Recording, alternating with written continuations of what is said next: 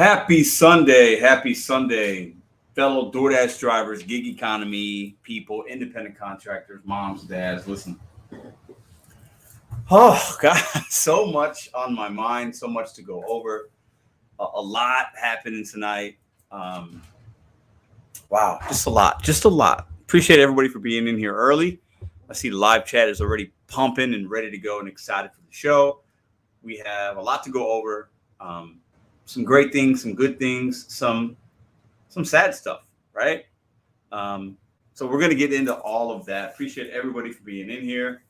What a weekend. It's been a crazy weekend for me in a good way, right? Just got back from Chicago. Was in a car, had the mom, the girl, the baby. Saw my grandmother, my uncle. Really good weekend. Just a family weekend. So that felt really good. It grounded me. So I definitely need that. But before I get going and rambling too much, please put a thumbs up in the chat so I can see that you guys can hear me and see me okay. And then we will get going here. I have a video to show you guys. But let me wait for that thumbs up. What up, Rideshare Road? Well, what up, Rick?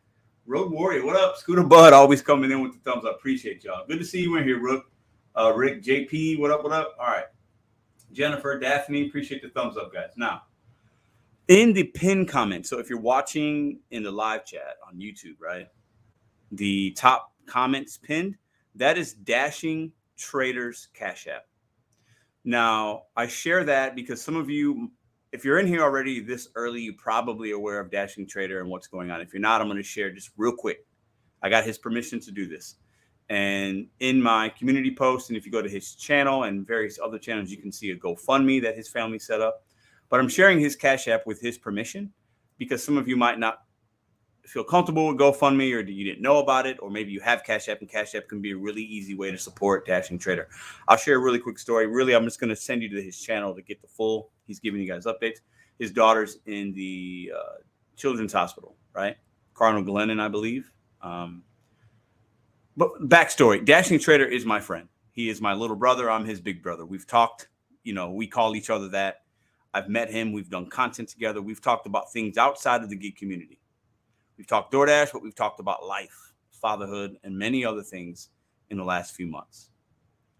I say that because, he is part of the gig community, and his daughter's going through it. She has asthma. She had the I think it's called rhino virus, and it hit her really hard. Seems like she's doing better every day. But Dashing Trader is like you and I. We go out, we turn an app on, we make money. And when we don't work because things happen, we don't make money. We don't have PTO. There's no time off. None of that. Right? We're DoorDash drivers. We're living day to day, most of us, right? So if you feel it in your heart to support, this is what I'm asking you guys to do. Go check out the GoFundMe on his community tab. Somebody please drop a link if you can. Or you could check out that Cash App if you're somebody that has Cash App. Check out the Cash App. I'll say it. His Cash App is $HALILOVIC 090193. $HALILOVIC 090193, and that's Cash App. Listen, there's 144 people in here, right? Go send them $3. Show him some love. He ain't gonna be working for a minute, right? But the bills don't stop. Go send them $2 or $3. Send them $5 if it's in your heart. Send them $1, right? And if you can't, I understand. Go show him some love on the channel. Pray for him if you're somebody that prays. Pray for his daughter, Gigi. Dashing Trader, I got your back 100. You ever need anything, I'm a phone call away. And we're here with you. The community stands with you, my friend. I can't imagine having to go through what you're going through. So I wanted to start the show with that because Dashing Trader is my friend. I know him. We have met. We've broken bread. We've had lunch. He's a good man. He's a father, and he's by his daughter's side. And I can't respect that anymore. And we stand with you, my friend. So go and show him some love, guys. Drop a couple dollars on him. I don't ask of this often, but I'm asking. If you want to support the channel, that's how you can support the channel tonight. So appreciate you, Trader. If you ever need anything, bro, I got your back 100%. So appreciate everybody in the chat. Hit the thumbs up. Now, today's topics. I do content for and with the rideshare guy. I drop a video every Sunday in collaboration with him, and we come up with ideas. And I've been doing it for a year and a half, And I feel great to do that. Love it. Love it, love it, love it, right? He sent me a video. Him and his team sent me a video he wanted me to respond to, and I was very humbled to see this video. And I'm going to show you guys a video today. They asked DoorDash to respond to some questions that Dashers wanted to get answers to. And the DoorDash representative did that. Some of you guys might have seen the video on the Right Here Guys channel. I know some of you guys have not. So we're going to show that video today. We're going to react to it. The StreamYard will be open. I have a special guest coming in. I want to get his quick response on what he thinks about it, right? And I think it's interesting because we always say we want to talk to DoorDash. DoorDash doesn't say anything. We want to talk to them. We want to interview somebody. Now, while this wasn't an interview, it was recorded video. They did answer some questions. They don't have to do that stuff. They don't have to do that. But we're going to see, and I'm going to be very raw with my response, my reaction. And we're going to get into why they said what they said. I want your guys' opinion on it as well. If you've watched that video already, maybe you've seen that on the Rideshare Guy. There's no other place you're going to get that content besides that channel and this channel tonight. So some of you guys have seen it. Many of you guys probably have no idea what I'm talking about. We're going to show that. I believe his name was Cody. I'm really bad with names. I think it's Cody or Corey. And I'm going to show you guys that momentarily. We're going to get into the driver's safety, the driver that was kidnapped, sexually assaulted. It seems like they found the victim. I'm going to talk about that. I'm just going to respond to that for a minute. And we're getting into some deactivation talk. I think I'm seeing more and more people saying I'm getting deactivated. I've been deactivated, not just on DoorDash, but on many platforms. I'm going to give a response into that, and we can talk about that as a topic tonight as well. And that's going to be a show. I think it's going to be jam-packed. Do have a special guest coming in to give their opinion on this. And that's what we got going on tonight. So I appreciate you guys for being in here. I'm not going to show this video quite yet because I do want to get in a live chat. But this is the video I'm going to talk about.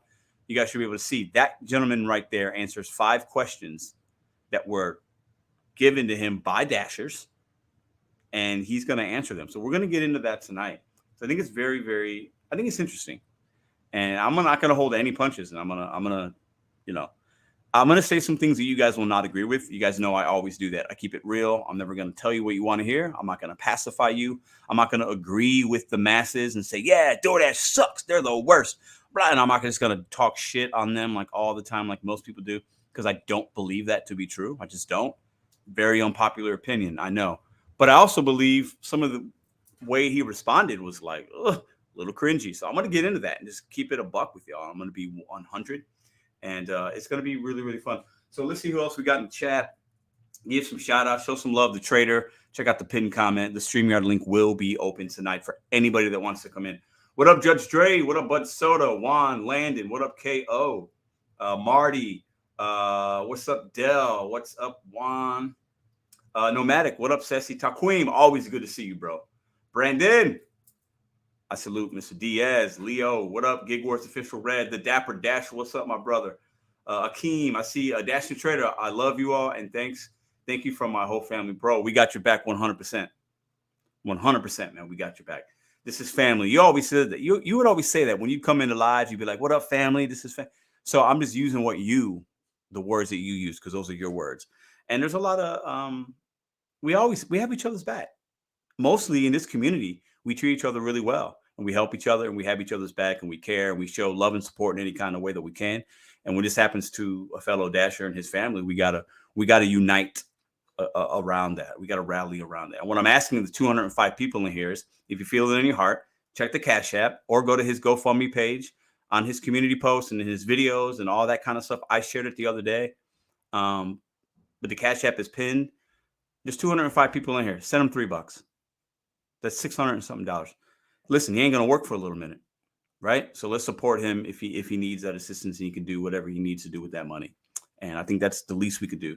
I think we all have an extra $3. So, or maybe it's $1. Holly, what up? What up? Robert, Jeff, always good to see you. Hannibal, my friend, my brother from another mother. Gig Wars, no giggity, no clout. What up? Like he always says, he's the income for his family and he's not been able to. Exactly. And listen, man, Trader's my dude, man. Like I said, I've met this man. We did a whole week of videos together. Trader's good people. I could tell a good person from a bad person. Trader's good people. So I always support good people when I can and if I can. And I hope you guys feel it in your heart to do the same thing, whatever that means. Even if sending prayers and thoughts, that's a very powerful thing as well for many of you guys, right? So you can do that as well. What's the Cash App?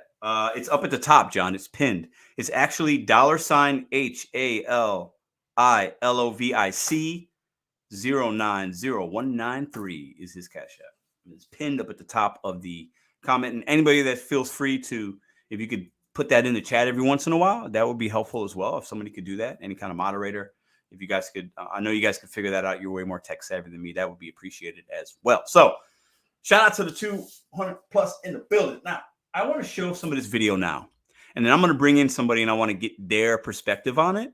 And then I'm going to open up the live to the StreamYard, and we'll get the show rolling. And yeah, so let's go ahead and do that. I'm going to put on my headphones real quick. And we'll get the show crack-a-lacking. All right, let's see here. Let me see. You guys know I always have technical difficulties, but I think I got this. I think I have it ready. So I'm going to play it. And once again, for everybody that's coming in a little bit late, this is a video that was given to me. I responded and reacted to it in a live way on Rideshare, the Rideshare Guys channel. I do content with and for them every Sunday, every week. And you're not going to get this video anywhere else, right? And I want to share with you guys today because it's already been posted on the Rideshare Guys channel. And I think these are 5 questions that you DoorDash drivers wanted to know from DoorDash. And a DoorDash representative, you're going to see in a moment, is going to come up on the screen and he's going to answer those questions. Now, this video is, I think, about 8 minutes. Okay. So hang tight with me. Take notes if you need to. Get your questions ready. Get your responses ready. I might pause it here and there, but we might not watch the whole thing because I might be able to speed through some of it. But Ceci, Nomadic Giggy Calm Mom, thanks for putting that in. Appreciate you very, very much. What up, Juice? What up, Dale? What up, Landon? Okay. Let's go ahead. Let me put this there. All right. And let me minimize myself. I think I can click this box. We're going to do this together, guys. We family. We do good things together. We do bad things together. Let's see if we can make this work. I think I finally figured out how to be a human being in 2023. Okay, so if I click on that, okay. I think if I hit play, yeah, I think if I hit play, you guys should be able to hear. Hold on. This is a DoorDash representative. Just listen. Hey there. My name is Cody, and I'm the head of Dasher and Logistics at DoorDash. What that means is I'm responsible for making sure that dashing is a rewarding experience for everyone like yourselves. I personally love hearing from Dashers. I was part of launching the Dasher Community Council a few years back, which helps us get closer to Dashers and understand the pain points and the problems that we can solve for you. And some of my favorite experiences at DoorDash are out dashing and meeting other Dashers while we're completing deliveries. So was super excited when the rideshare guy reached out and allowed me to answer a couple of questions from you all. So excited to dive in.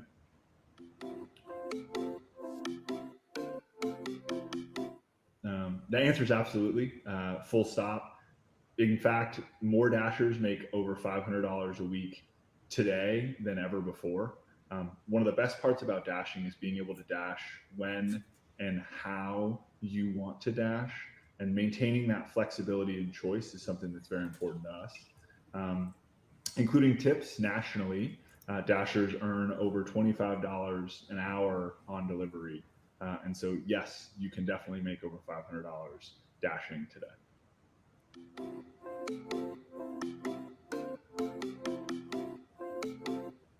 Okay, so you guys should be able to hear me, and then I just pause it. Can I just get one thumbs up in the chat that you guys could hear me right now? And then I'm going to give my response and talk to you guys just for a quick second.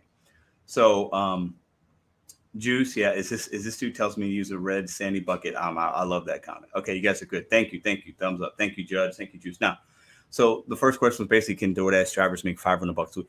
That's a weird question. And most, if you're full time, you should be able to make $500. But in a little bit, you're going to hear him say most drivers don't work that much, and most drivers work like 4 hours or less a week, 10 hours less a week, 90%. Like, so it's it's an odd question, right? But this next one, look, how does DoorDash plan to address concerns around the lack of transparency? This is a juicy one in its tipping policy, and ensure that Dashers receive fair compensation for the work. Now, he skates around this question. There's 2 questions here. He completely skates around, in my opinion. I want you guys to watch this. I think tip transparency is probably the number one. Tip transparency along with fair compensation, because we talk about these $2 orders, $3 orders, $6 orders going 10, 12 miles. That's absolute bullshit. It's trash, right? But anyways, we all know that. So DoorDash drivers want to know, what are you going to do about fair compensation and transparency with tips? Because we know DoorDash hides tips, and they don't lie about that. They openly have admitted that they hide them, and they even hide them now, even in different ways than before, right? So I feel like I need to throw him. Listen, I want you guys to watch this, and then in the chat, and then when whoever wants to come up on the live screen, you tell me your response. Did he answer these two questions at all? Let's watch. I want to start with being clear about how tips work. 100% of tips received by DoorDash go directly to Dashers, and that is never in doubt. This is an area that we will continue to invest in. Like, for example, recently launching a feature that allows a customer to increase their tip after delivery, make it easier for them, but not decrease it. And so we'll continue to invest in making this area a lot easier and more clear. Beyond that, there are two things that we think are really important to get right.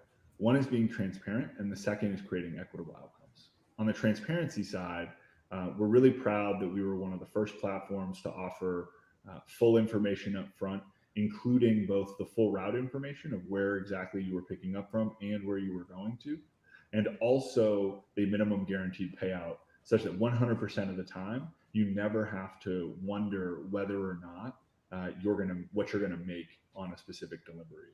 I'm proud that those are starting to become somewhat normal. The second point is around equitable outcomes. And equity to us is making sure that no matter how you choose to use the platform, you're able to access meaningful opportunities. And so that's something, that flexibility, that choice that I've talked about, that's something that's really important to us. I want to be clear that sometimes these two things can come into conflict with each other.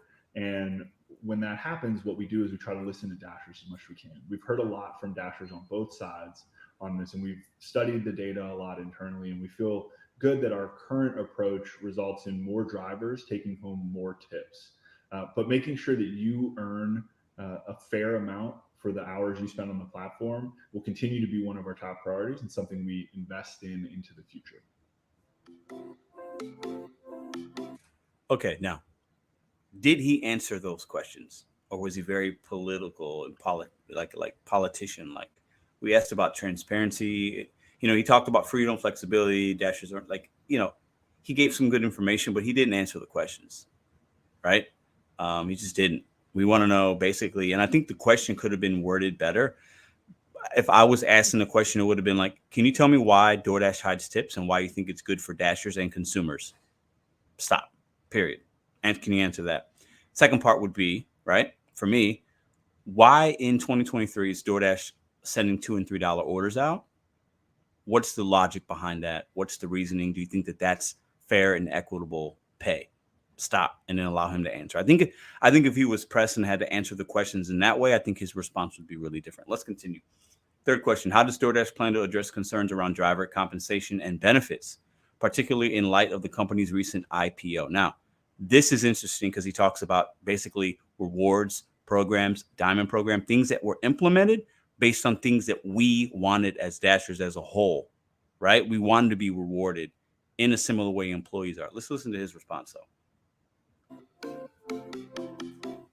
I've talked a lot about compensation so far, so maybe I'll just talk about one more thing and then we'll talk a little bit about benefits. Something I've heard a lot recently, and we've heard at DoorDash a lot recently, is around the desire to be rewarded based on the high quality service that you provide. We're excited to start addressing this in a meaningful way, and the recent launch of Priority Access is one example. And so in addition to what I talked about with transparency and equitable outcomes, you'll see rewarding start to become one of the key pillars that we focus on and talk about. When it comes to benefits, we continue to be vocal in our support of creating greater protections for you all while protecting that flexibility and independence that we've talked about. We were the first national delivery platform to offer occupational accident insurance, which is 100% free to you, and it covers you in the event of an injury that occurs on a DoorDash delivery. Again, you don't have to apply. This is 100% free. Or perhaps leveraging our Dasher Direct program as one of the pillars of our gas rewards program last year, such that when the price of gas increased rapidly, the impact that had on your bottom line was greatly reduced.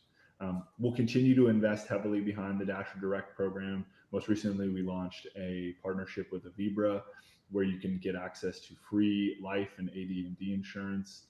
Also, for $1 a week, there are some ancillary services you can get access to, which includes roadside assistance and some other features as well. We'll also continue to partner with companies. Okay, let me just pause it here. I know he's boring to a lot of you guys, but hey, this is a guy sitting in a cubicle. Now I do need to say this. I need to give him some credit, but I don't know how much he does. He's somebody that he's part of the DoorDash council. He was somebody that helped implement that, and he does active DoorDash deliveries. He doesn't tell us how much, but he does do DoorDash deliveries. It's part of that program. I think that DoorDash talked about some of their staff doing deliveries. He's part of that team that does that, is required to do it, and he says he likes doing it. Anyways, listen. So we talked about like Dashers wanting rewards, benefits, Dasher Direct Card, which a lot of you guys like, the Diamond program, priority access. He's speaking about that. And some of you guys like that. I don't mind it. I get a lot of shit for that. And I'm okay with it, right? But when we ask DoorDash certain things, when we want benefits, we want this, we want that, we want protection, did you know also, I think he just mentioned that, listen, or he does at some point. I think he just did actually.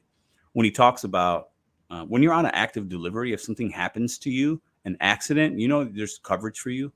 There's some protections you have, even could be monetarily if you hurt yourself, if something happens, if you're, whether it's, as long as you're on an active delivery, and that's, everybody gets that.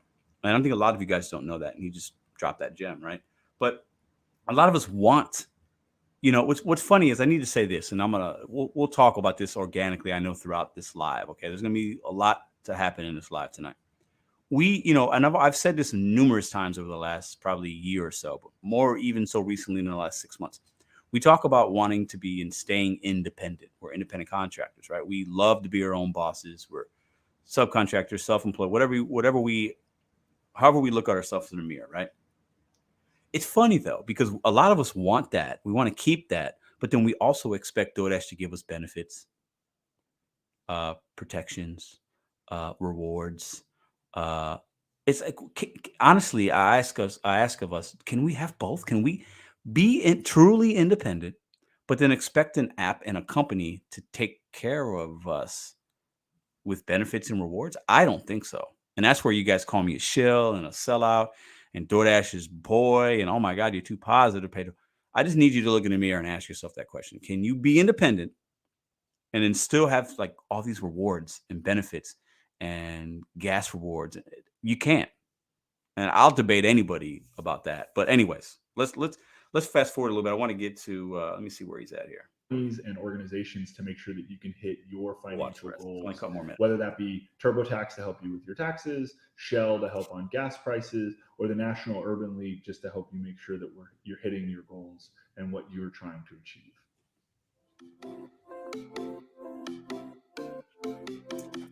Helping organizations to make sure that you can hit your financial goals, whether that be TurboTax to help you with your taxes, Shell to help on gas prices, or the National Urban League just to help you make sure that you're hitting your goals and what you're trying to achieve. Okay, because I do want to say this, DoorDash do have a lot of benefits. I want to share one that I took advantage of. And if you're an OG on this channel, you've seen this because I showed it when I got COVID and I didn't work for 2.5-3 weeks. And I submitted I got COVID, I'm not going to work, blah, blah, blah, blah, blah, blah. They sent me like $900, DoorDash did, right? So people, we look at only the negative with these companies, right? But like they do some positive things, right? They do have certain things that are put into place for us Dashers that can be very positive. And some of them, and some people might even say they're very employee-like type of benefits, things they don't have to do. And others will say, well, no, Pedro, they have to do that. And that's where this old debate comes in, where are we independent or are we not? Because we're somewhere in the middle because of how they work their business model. They treat us like employees, but they don't. It's very strange. Okay. It's very strange. All right. Fourth question, and we got one more, and then we'll get into the special guests and then live stream. How does DoorDash ensure that the safety of its drivers, particularly in light of reports of violence against delivery drivers? Now, we all just know that the DoorDash driver was sexually assaulted, kidnapped in Florida, right? Big deal. I mean, he took her to another place And the only reason she was able to get help is because she was on the phone. Her family knew where she were at. They tracked her phone. I mean, this isn't common, I don't think, but it happened, and it can happen to any of us, right? So let's talk about it. Let's see what he has to say about the driver safety, violence against delivery drivers. Helping you all stay safe on the road is something that's incredibly important. We're proud that 99.99% of deliveries that happen on the platform occur without a safety incident. However, even one is too many. This is an area that we're continuing to invest in, and we've increased our investment in recent years. I think since November, we've actually launched 11 new safety features, and we'll continue to show that progress as we go through this year and in future years as well. When it comes to safety, we think of it in 3 parts: before, during, and after a dash. We know that before a dash, there's a lot that's happening while you're dashing, particularly when you're new to the platform. And so making it easier to understand what the expectations are, how the app works, making that onboarding process smoother is something that we think is important. During a dash, I think the Safe Dash toolkit that's in the app is obviously the biggest. I'm going to pause it here. I'm going to save you guys. Okay. Basically, he's talking about, and back in November, we have a lot of new safety features now. They teamed up with ADT. The DoorDash app ask you if you're feeling safe. They're looking for information. They're doing some. I think that's all positive stuff. I don't see any negative with any of the things that they've implemented. I think I look at that as them hearing us and saying, hey, we do see some issue here. Let's try something. And while some of you might think it's good or bad, it doesn't matter. Overall, I think it's a positive. It's not like a huge win necessarily. And at the end of the day, I don't know what else DoorDash could really do. Safety is always a weird thing. Things can happen to any of us at any time, and we have to just use our best judgment. And I don't really hold them responsible for my safety, if I'm being honest. A lot of you guys will not like that I say that, but I move how I move. I decide to do and go where I go. So if things happen, that is life. It's extremely unfortunate, but I don't think DoorDash could really do much more. I think Uber is a different thing if you're talking rideshare, but obviously we're talking DoorDash. Let me skip to the last question, and then we're going to open this thing up. Let me go here. Let me see something here. Delivery and driving, or prevented other drivers from coming into the area, and also no need to apply, and it's more valuable and flexible than ever. As I mentioned at the top of this, okay, last question coming up. More drivers are making over $500 a week today than ever before, and we're. Hold on, I think listen. The last question was basically, I'm trying to figure out. And flexible than ever. As I mentioned at the top of this program, which again is free to you, no need to apply, and it covers you in the event of an injury that happens on a delivery. Okay, 5th question: is it still worth it to do DoorDash? This is a stupid question. Okay, this is where I like, oh really? This is the question that we submitted. Is it still worth it to do DoorDash? That is such a loaded question. It's going to be, you're going to get 1,000 different answers from 1,000 different people. It's going to depend on your market. It's going to depend on your goals. It's going to depend on a lot of factors. This question is not valid at all. What do you expect a DoorDash representative to say? No, it's not worth it. This is the silliest of the 5 questions. I can't even imagine why we would ask anybody working any company. If I asked a Target executive, hey, is it still worth it to work at Target? What the fuck do you think they're going to say? Okay. Like, this is the silliest fucking question. I'm sorry I'm cussing, but it's so stupid. It's absolutely absurd. It's just, it makes no logical sense at all. Is it still worth it to do DoorDash? Yeah. So many people would say yes. So many people would say no. I'm going to listen. Let's watch his response. Listen.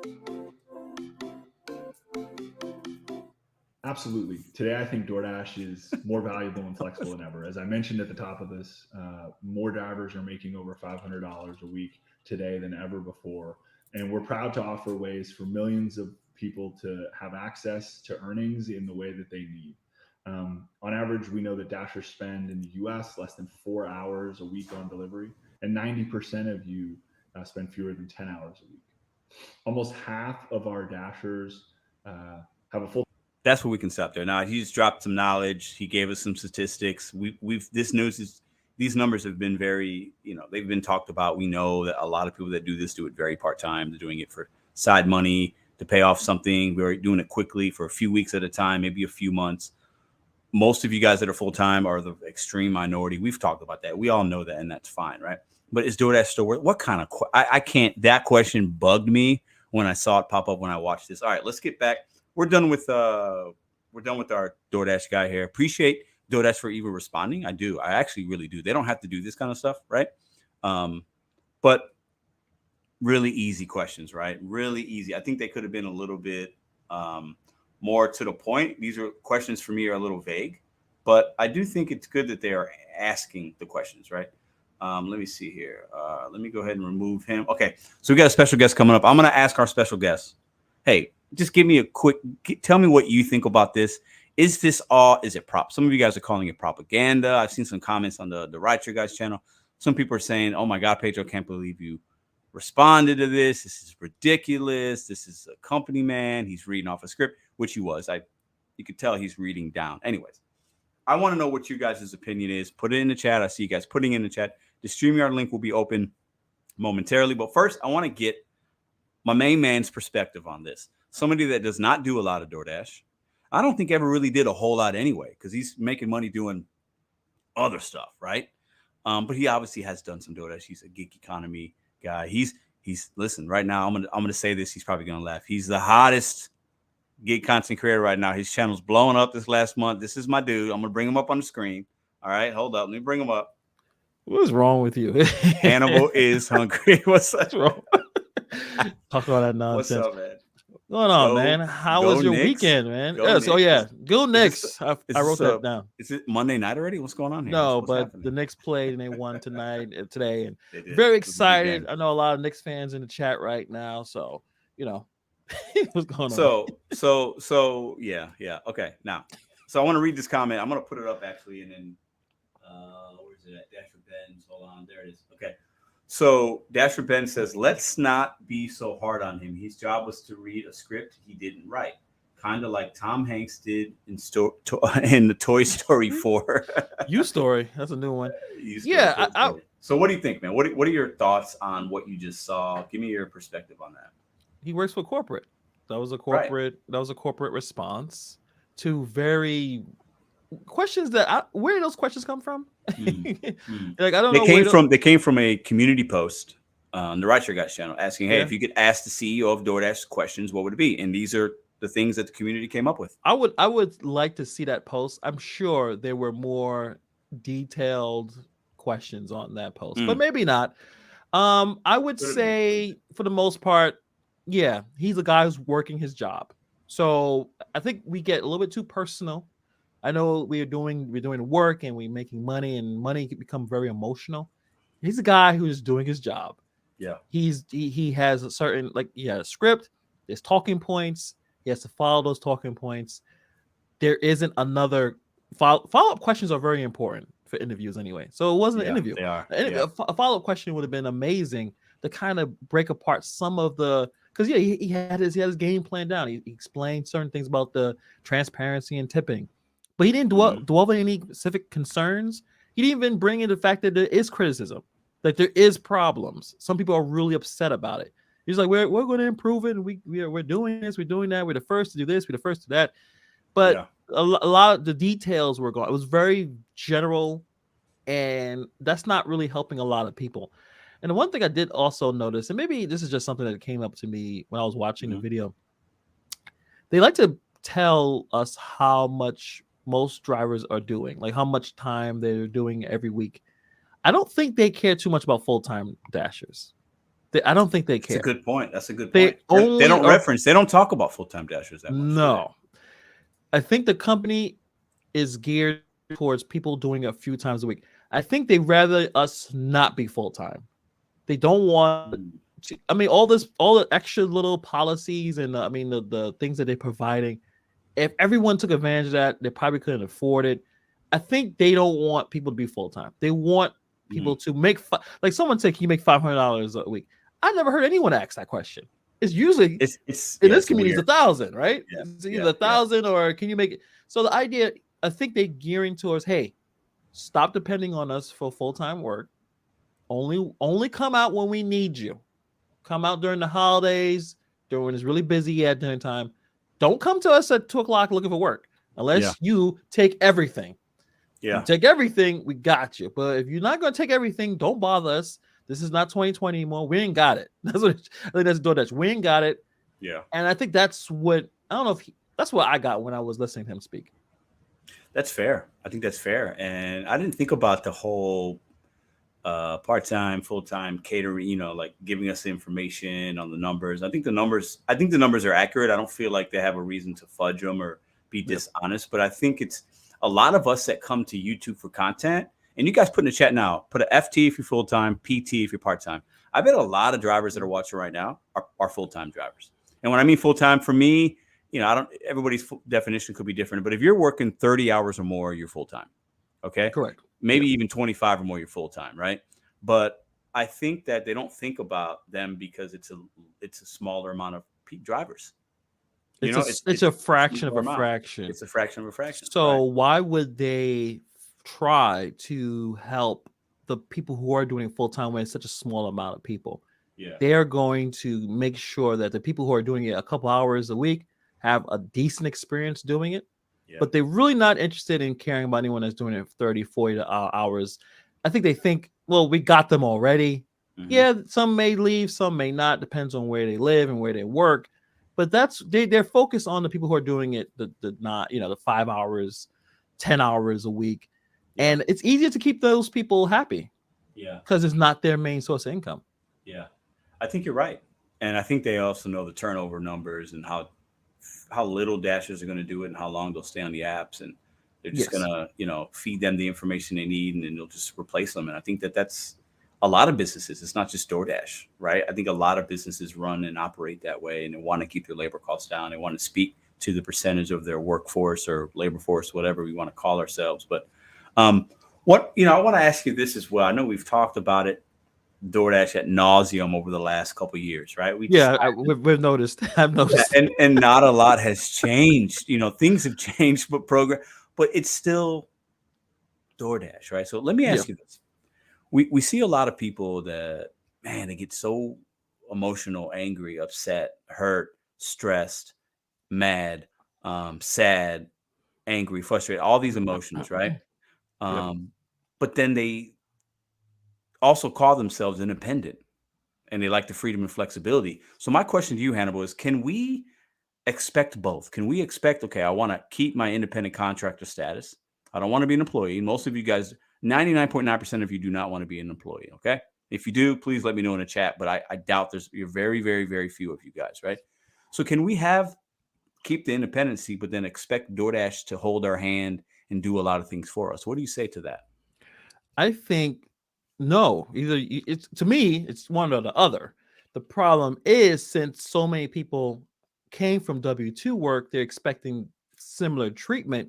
And on top of that, they're talking to representatives in their state, in the respective states, that are going to force a lot of stuff on everybody. And then we'll see later on how that works. Now, obviously we know what California Prop 22, there's stuff happening in Massachusetts, stuff that's happening in New York City as well. So we're going to be getting some of this really weird mesh between the two, gig worker and being an employee. We're going to have some weird, I guess the same thing that's happening overseas. They have a different name for it. So we're going to see something that's blended together, and we'll see how it works. For me personally, that's why I don't do a whole lot of DoorDash myself. I like to be fully independent. I like to choose how much money I charge for certain services. Mm-hmm. So for me, the only thing I want DoorDash is transparency. Yeah. Don't care about the programs, really, like the health stuff. And it's nice. I don't need it. The gas stuff. I want you to tell me how much these offers are for real. And I'll deal with it, right? The safety measures, you know what? Look, listen, Pedro. These are my safety toolkits right here. This is it right here, sir. Your mitts? Let's put our mitts. Actually, no, it's my feet. I run really fast, and also I scream really loud. So no one's gonna mess with me when you got the speed and the screaming. But my safety, I can't expect DoorDash, a tech company from San Francisco, we're able to figure out how to deal with delivering food in Bronzeville. They can't. They're not with you, so they can only do, even like vetting the customer, or it's easy to order on DoorDash. You're gonna have things slip through the cracks, and those things are unfortunate. But yeah, we can't expect them to protect us. They can't. There's nothing they can do. And if somebody's got some answers and a way to protect the young, Florida. I'm glad she's okay, and I'm glad they caught that guy. But what could have DoorDash done differently? I'm not sure. I've been thinking about that today.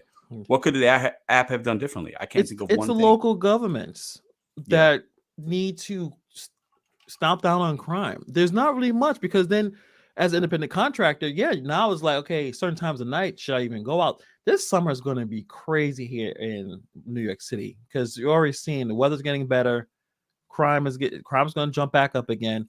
So now it's up to me holding myself accountable to say, okay, a certain time of night, should I be out here delivering food? Right. Maybe I should go home. Maybe I should chill. Maybe it's not worth the extra hour to knowing that there's going to be, like 4th of July coming, or there's some other holidays where everyone's outside all night. Yep. People are selling scores out here. Yep. And I don't want to get, myself in trouble. So we have to hold ourselves accountable. We have to be responsible. I don't know what more they can do to do the whole safety thing. So, it's great to have those types of tools there, but, No, I think that's fair. So, hey, real quick, what do you got coming up on the channel, man? Anything you want to plug, anything you got going on before I get into the rest of the show? Well, first, I want to say again, go Knicks. Second, I always having lots of stuff going on in the channel. Doing a lot of the YouTube shorts. I'll probably be planning to make another video on Rover. I know a lot of you guys are in your cars. You guys are outside. You guys don't want to stay and hang out with some dogs. But I think this summer, a lot of people are traveling. People are broke, but people will spend their last dollar on traveling and their pets. And their pets. And maybe one of these days I can force Pedro to at least sign up for Rover, take care of a little dog, or at least do a dog walk. I'll convince you. Just do one dog walk. You did convince me to do the Instacart, so you might be right about that. That is true. That was my bad. My fault on that one. You're welcome. Thanks. Listen, Rover is much better than Instacart. And also, if you can get scheduled to do a dog walk, let's say in the middle of the afternoon, you get out the car, you walk a little dog, you pet it, you'll feel much better to go back outside and deal with all the nonsense with food delivery. So check out Rover, check out Wag. Those I would say for $500. Now, would you make it $500 a week for starting? Probably not. For $500 a month, easy. If you have just 1 or 2 clients, to be honest. So I'll have some of that going on, but I'm always making some videos. Awesome. So go check out Hannibal's Hungry if you want some Rover content, if you want to see him walking dogs and having cats pick at his hair as he's sitting on the couch, as he showed in his community. That cat, his name was Omar. He's a no. That was awesome. He was a nice little guy. So go Knicks. Listen, Jalen Brunson, go Knicks. We'll talk about that in the podcast tomorrow. Hannibal, appreciate you for coming on, dropping some insight on that video from the DoorDash company, man. Thank you, bro. See you tomorrow. All right, man. All right. Shout out to Hannibal is Hungry. Now, I see Judge Dre waiting. Bud Soda, I'm going to bring you guys in a moment. Now, if anybody wants to be part of this conversation, we just watched that video. We can talk about that. We can talk about driver safety, the story of the young lady that got kidnapped, assaulted. What can DoorDash really do? If anybody has a different opinion that DoorDash could do something different when it comes to that, I'm all ears for that, because I think there could be something, and maybe I'm just not thinking about it. But check out the pinned comment. That's the link for the StreamYard. I'll wait a couple more minutes. I'll stay in the live chat and we'll see if we can get on the show. Now, somebody asked if I gave receipts out to customers on Shop and Pays. Now, with Instacart, you're not supposed to give the receipt, so I don't. With DoorDash, they don't say, so I do. Because sometimes, the reason I do this is sometimes the customer might wonder, hey, why didn't I get that vitamin water? And let's say they were out of it and the customer wasn't responsive as to why I didn't replace it or why I didn't get it. That receipt in the bag is going to show them that it wasn't even purchased. If they want to look, it just helps for me. And I just want the customer to have the receipt. So I put it in the bag. So I think somebody asked that question in the chat earlier. What up, Joe? What up, Pitstar? Ready for more of the video app. Self-event. I don't carry cash at all. We shouldn't carry cash. Delivering with Ellen. How are you? One thing they can do is require the food be left at the front desk. I like that, Ellen. I think with hotels, especially hotels or even big apartment buildings, I believe we should be leaving them at the front desk. Many apartment buildings I go into, there's like a desk there and there's like a food delivery sign or something like that, at least in St. Louis. And I know probably in many of your markets, you leave it there and either maybe the front desk person, the staff, the bellman, the bellwoman, or can bring it up, or the customer has to come get it. And that's going to help us, because now we're not knocking on the door if it's a hand to me, and somebody could pull you in, or do, or we're wandering around a hotel or wandering around a big building we're unfamiliar with. Like, so it lessens the opportunity of danger. So I do believe that. But in some consumers that can't go downstairs, or if they're disabled, and so that's why the app might be reluctant of that. Plus, we're offering a service, so somebody tips really well and they're on the 6th floor of a hotel, maybe they do expect you to go up. So I do like that, though. I do like that option. What up, Matt? Cynthia, Landon, what up? Claire says we should not go up to the room that leaves us open for anything to happen. Very true. Very, very, very true. What up, Sam, Mad, Claire? All right, so I see Bud Soda, I see Hoodie Smurf, and I see Judge Dre. All right, so let's get these gentlemen up on the panel, and let's see what they got to say. If you want to join the show live and have your voice heard, have your opinion heard, any and all are welcome. The link to the live stream is pinned at the top. So let's bring in these gentlemen and see what they got to say. Judge Dre, how you doing? I am doing fine. How are you? And I will speak on the issue with the lady there. Okay, let me bring up Bud Soda and Hoodie Smurf, and we'll all talk together. Sound good? All right. Bud Soda, you with us? There he is. Oh, he's Bud Soda. Yeah. There he is. Okay, he's good. Okay. And let me bring in Hoodie Smurf. Hoodie, are you with us? Yes, sir. I see you, man. How you doing, brother? Good. How are you? I'm good. Judge Trey, I'll start with you. I think you wanted to say something about the lady, and I'm sure you're familiar with the story. What's your thoughts on that? Well, I'm just going to tell you like this. Unfortunately, because of DoorDash's move, is entirely their fault. I said because, and I will tell you why. Mm-hmm. See, before the Diamond Reward programs, where they wasn't actually pushing people on your acceptance rates, people were more likely not to take an order they wasn't comfortable with. Now, with them penalizing you for not taking bad orders or going places you don't want to go, that puts you in jeopardy. Like, I was robbed, but I was robbed right after a dash. And because you were in that area. Were you chasing an AR, or were you accepting? Yeah, chasing an acceptance rate. Yeah, because unfortunately is, what I do now is after 3 bad orders in a row, I turn it off for 15 minutes.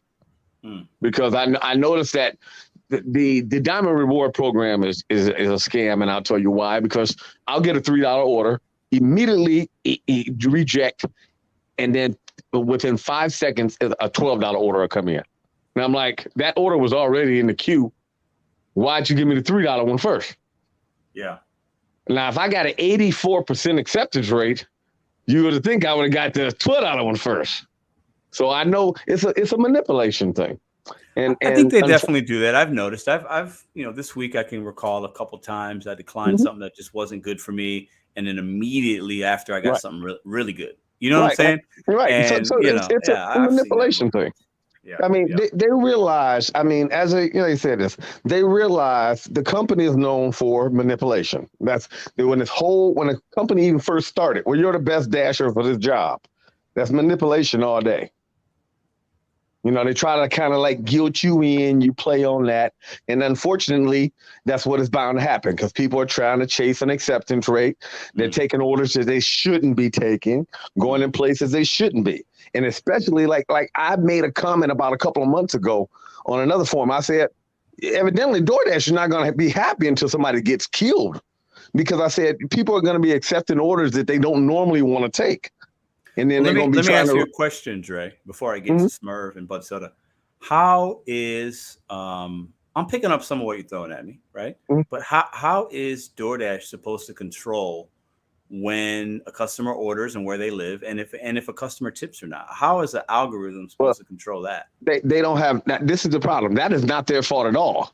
But see, this is the problem. They made it their fault when they went to the Diamond Reward program, and instead of just doing the orders random like they used to, they made you start chasing the acceptance rate, and that right there. Because then that's a form of manipulation. Because now I got, like, literally, they're making more money now than they ever have. I believe that to be true as well. Right, because you got people where back in the day, we came up with a DoorDash song where we was singing the car, me and the other fellow of the DoorDashers, talking about your stomach's empty. basically saying, I had to sing it to you for you one day, but basically with back in the day, oh, you didn't tip, you wasn't getting nothing. So you didn't have to worry about it. You never risk, oh, that's a bad area, I ain't going there. Now it's like, oh God, oh man, that's gonna drop me below 70. I'm gonna go ahead and take this order. Next thing you know, you drive down the street, boom, get a flat tire, or whatever. Yeah, but I also think that we're always chasing orders, right? So I'll say this: that you go to a hotel and the order's paying $4, or if the order's paying $12, right? You're always chasing some dollars and cents, and you're always going to put yourself in a position of a possible unsafe situation, right? Because we're picking up and we're dropping off. Yeah, but does it matter? Listen, I don't think the relevancy of the order type is irrelevant, because for me, the young lady that went into the hotel and had that happen to her, who cares if the order was $100 or $1? It doesn't fucking matter, because what happened to her shouldn't happen, right? So it doesn't matter if you're chasing $1 or you're chasing 100. She doesn't care about that, right? She doesn't care about how much the order was paying. This is the problem with that analogy right there. That's like saying this, well then fine, I'm going to pay you $5 an hour and you dismantle live bombs. Yeah, you see what I'm talking about? The risk to reward is not there. But we're not disabling live bombs. We're not doing. No, but I'm just saying risk versus reward. It's like the hotel matter too. Right. Risk versus reward. You understand that. When you say, I might go in this area for the $15 and take this chance taking it to this hotel for $15. But see, that's the issue right there. That's the issue that we have as Dashers. But listen, that's the issue. The issue is none of us should go and put ourselves in a compromising neighborhood, especially if it's a certain time at night, for any amount of money. And that's where us as independent contractors have to say, no, I'm not going there. And it shouldn't matter the money. I'm just going to say like this. If that happened in my area, that would eliminate. Remember, I live at next my city neighbors, the worst city in the United States. And we get a lot of orders from there. Yeah. My city neighbors there. I'll say this. I've been to a project where they're super thankful to have food delivery and groceries come, and those people don't mess with those drivers there. And I have delivered to, let's say before weed was completely illegal here, the weed man in the building delivered a Red Lobster for $20. So Bud Soda, now that we got you on the mic, what's your thoughts on either safety or what you saw from the DoorDash representative? You go ahead. Real quick on the safety, the kind of hotel matters. If it's a sketchy roadway in or Super 8 that's run right down, I mean, at nighttime and kind of on the edge of a bad neighborhood, don't do it. If it's the Ritz-Carlton or Hilton Inn, it's probably fine. And going up to the room, I feel that most of us should. But sketch area, and let's say the rooms are all on the outside, maybe, and you have to go like up, down, around back to get to some doors. Maybe those ones should be left at reception. They're not in the building. So, like, there's differences there. But as far as the guy, this is what I really wanted to get to, was the juicy part.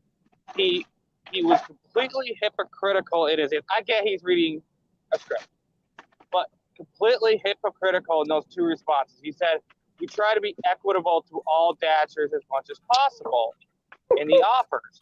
But in the very next segment, they're talking about the high pay order diamond rewards program.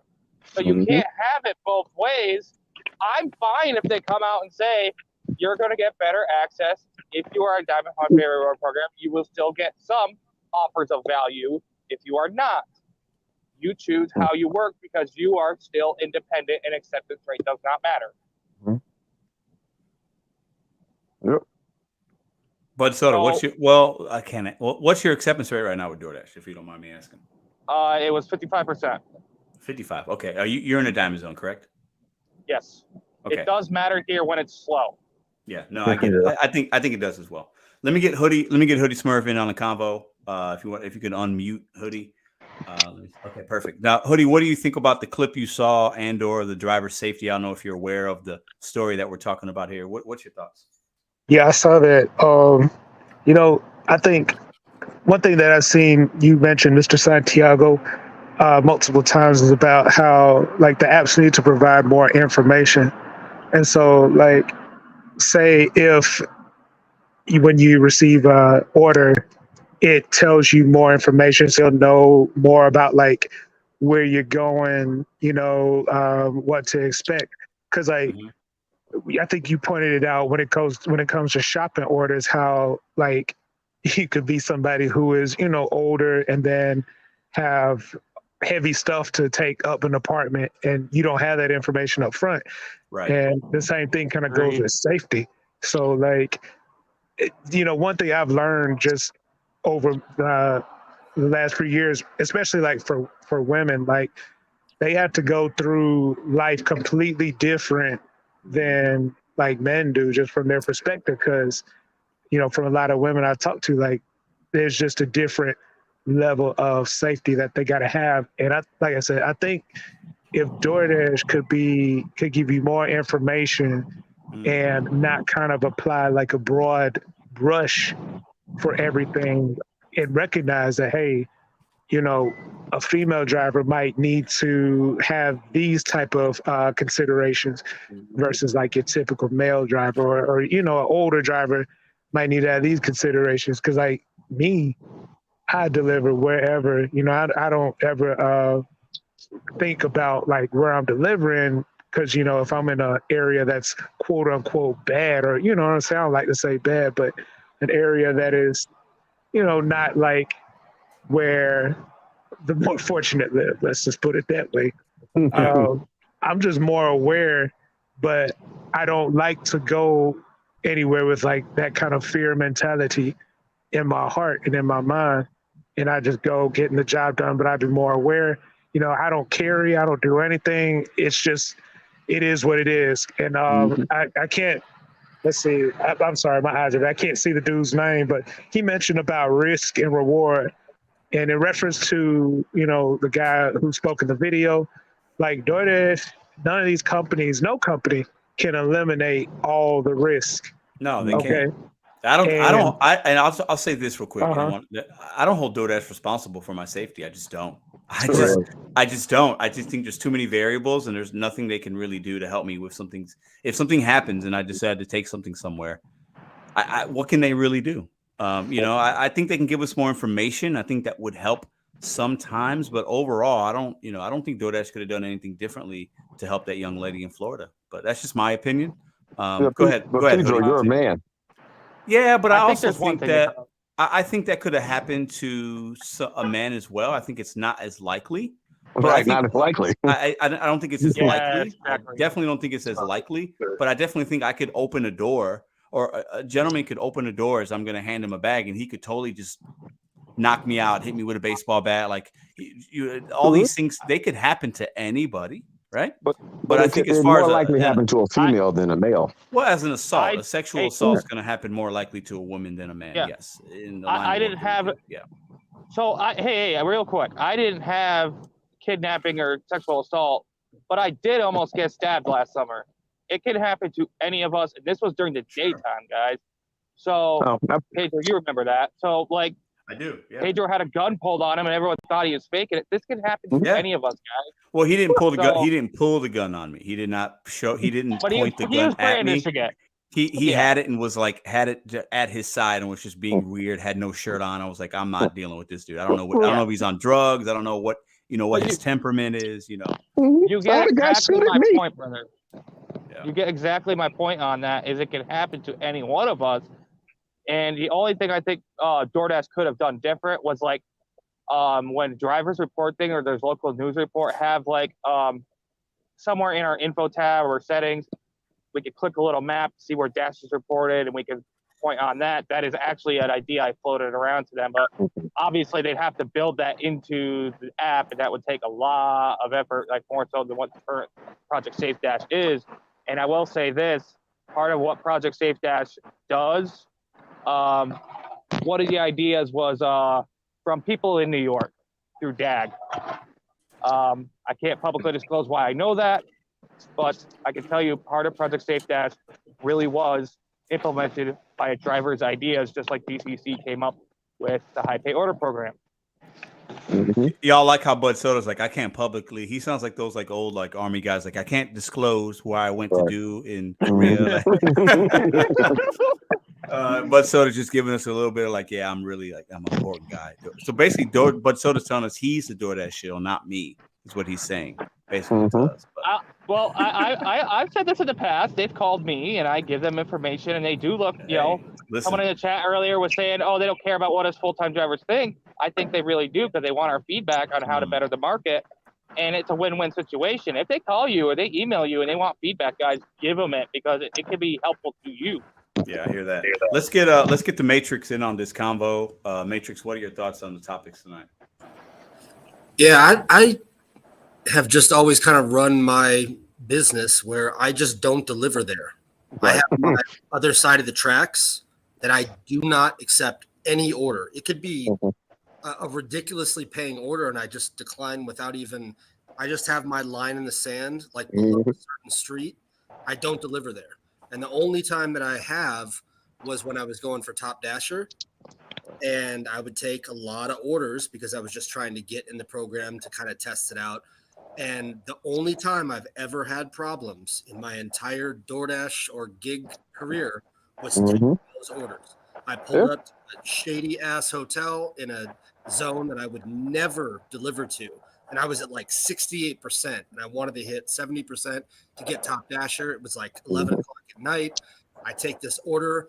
As soon as I pull up, I got a guy opens my back door and starts saying to me, Uber. And I'm like, no, I'm not your fucking Uber ride. Get out of my car. I have this whole. How many people have done that? Yeah. Yeah. This guy comes up to me. He's like, man, you got, Patricia's order. And I'm like, yeah, you're not Patricia.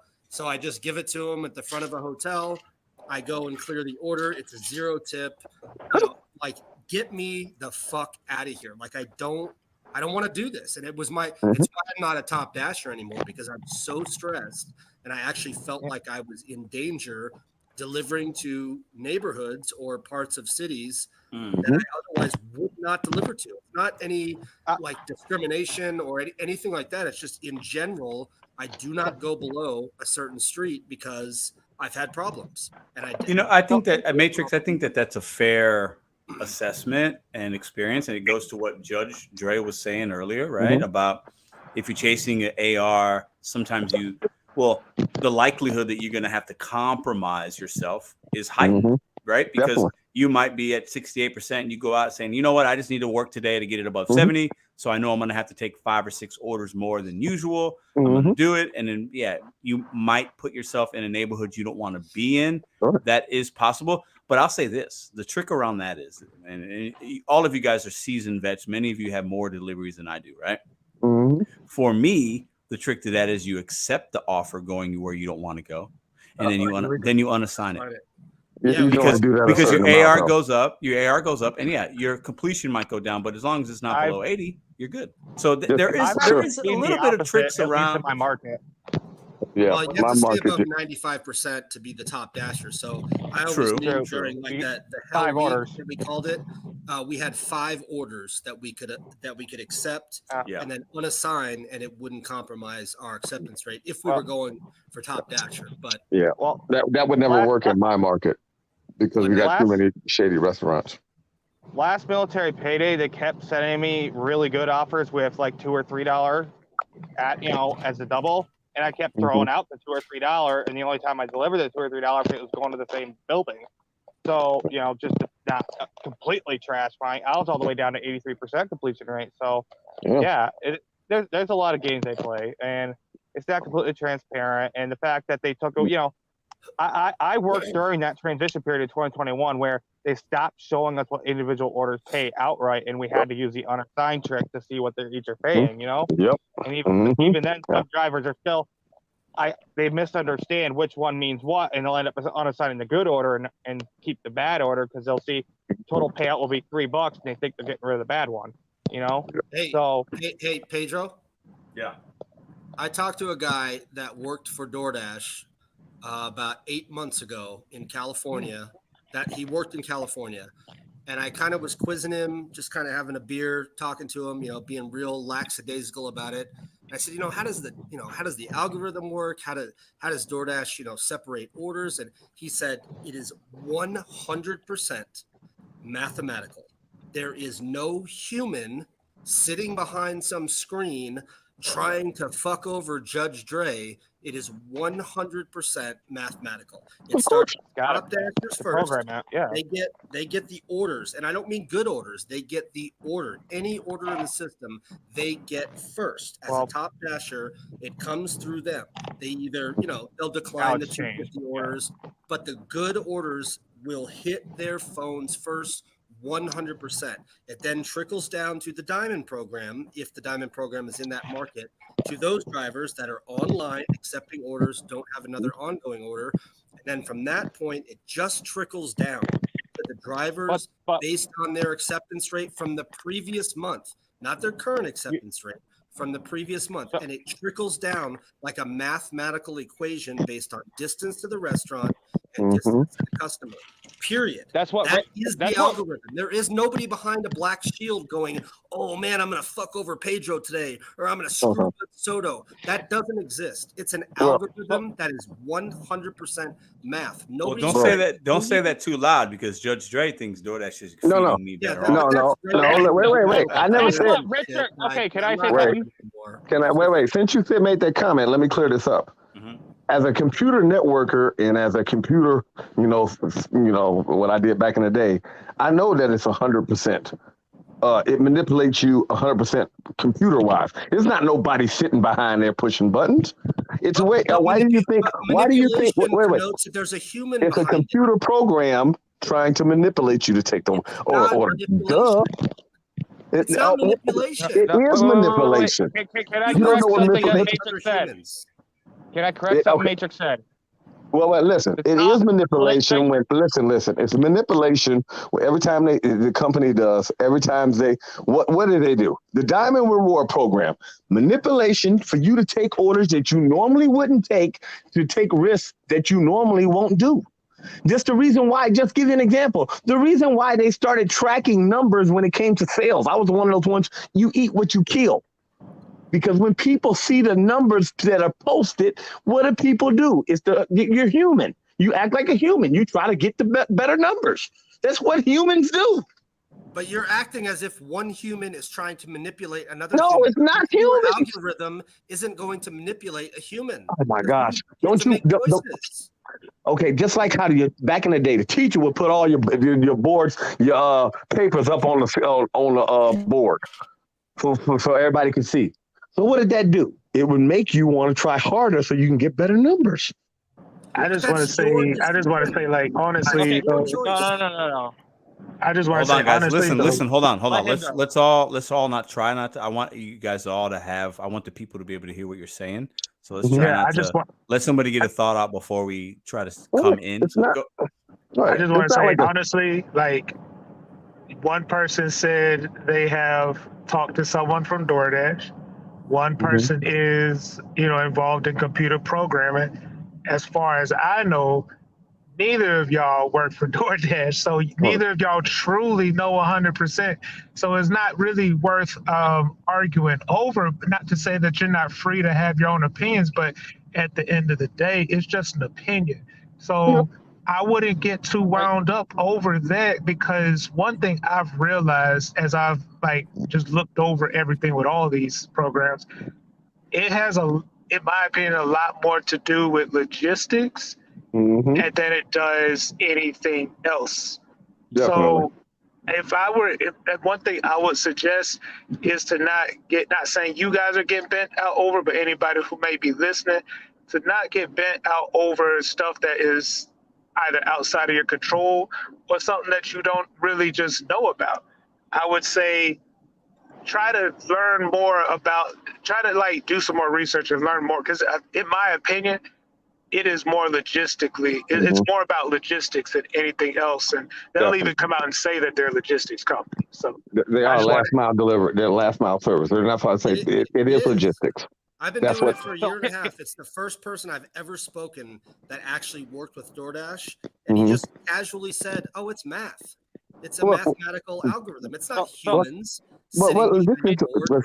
So okay. you're This right. is the You're right, problem. Hoodie. Like, This you is know, the I problem, though. talked to a guy and that said he worked for DoorDash in California for 6 months.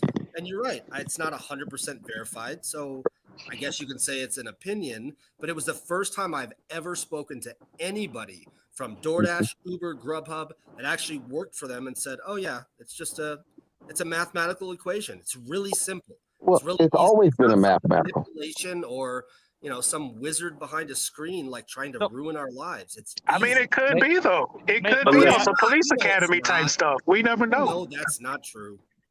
No, So I but can't listen, get a word in. go ahead. Go ahead, Dre.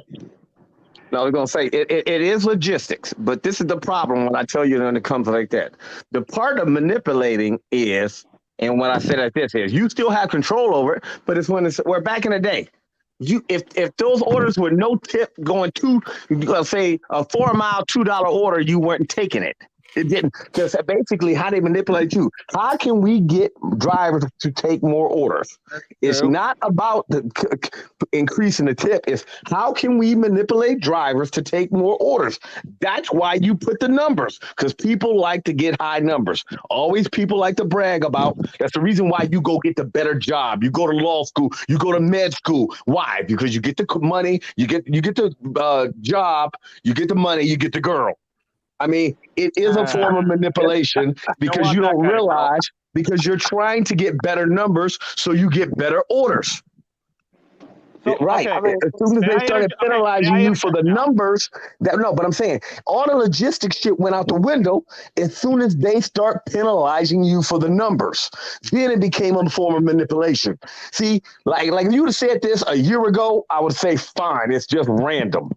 But after you start being penalized for not taking crummy orders, then it became a form of manipulation.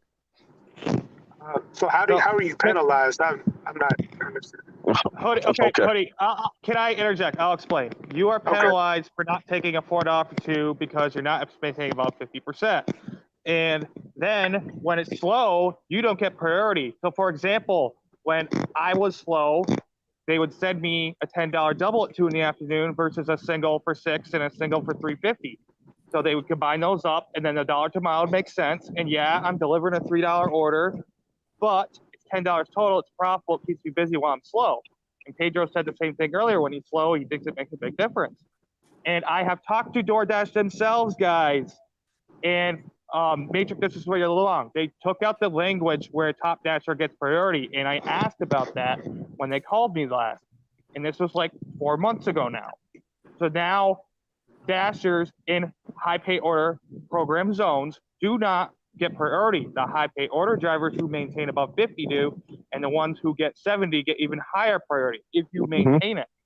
I know a dasher. He said he was at 91% acceptance rate this morning, and he was making $31 an hour all day yesterday. No joke. He showed me his numbers, and he's a driver I've coached in the past. So I don't think why would he lie about that? 91 is insane to me. I've been up to 90 maybe a couple times I can think of where it was just busy all night, and I was just taking order because they're all good. Is he making $31 an hour on one app or multi-app? He's only on DoorDash. Yeah. Only on DoorDash.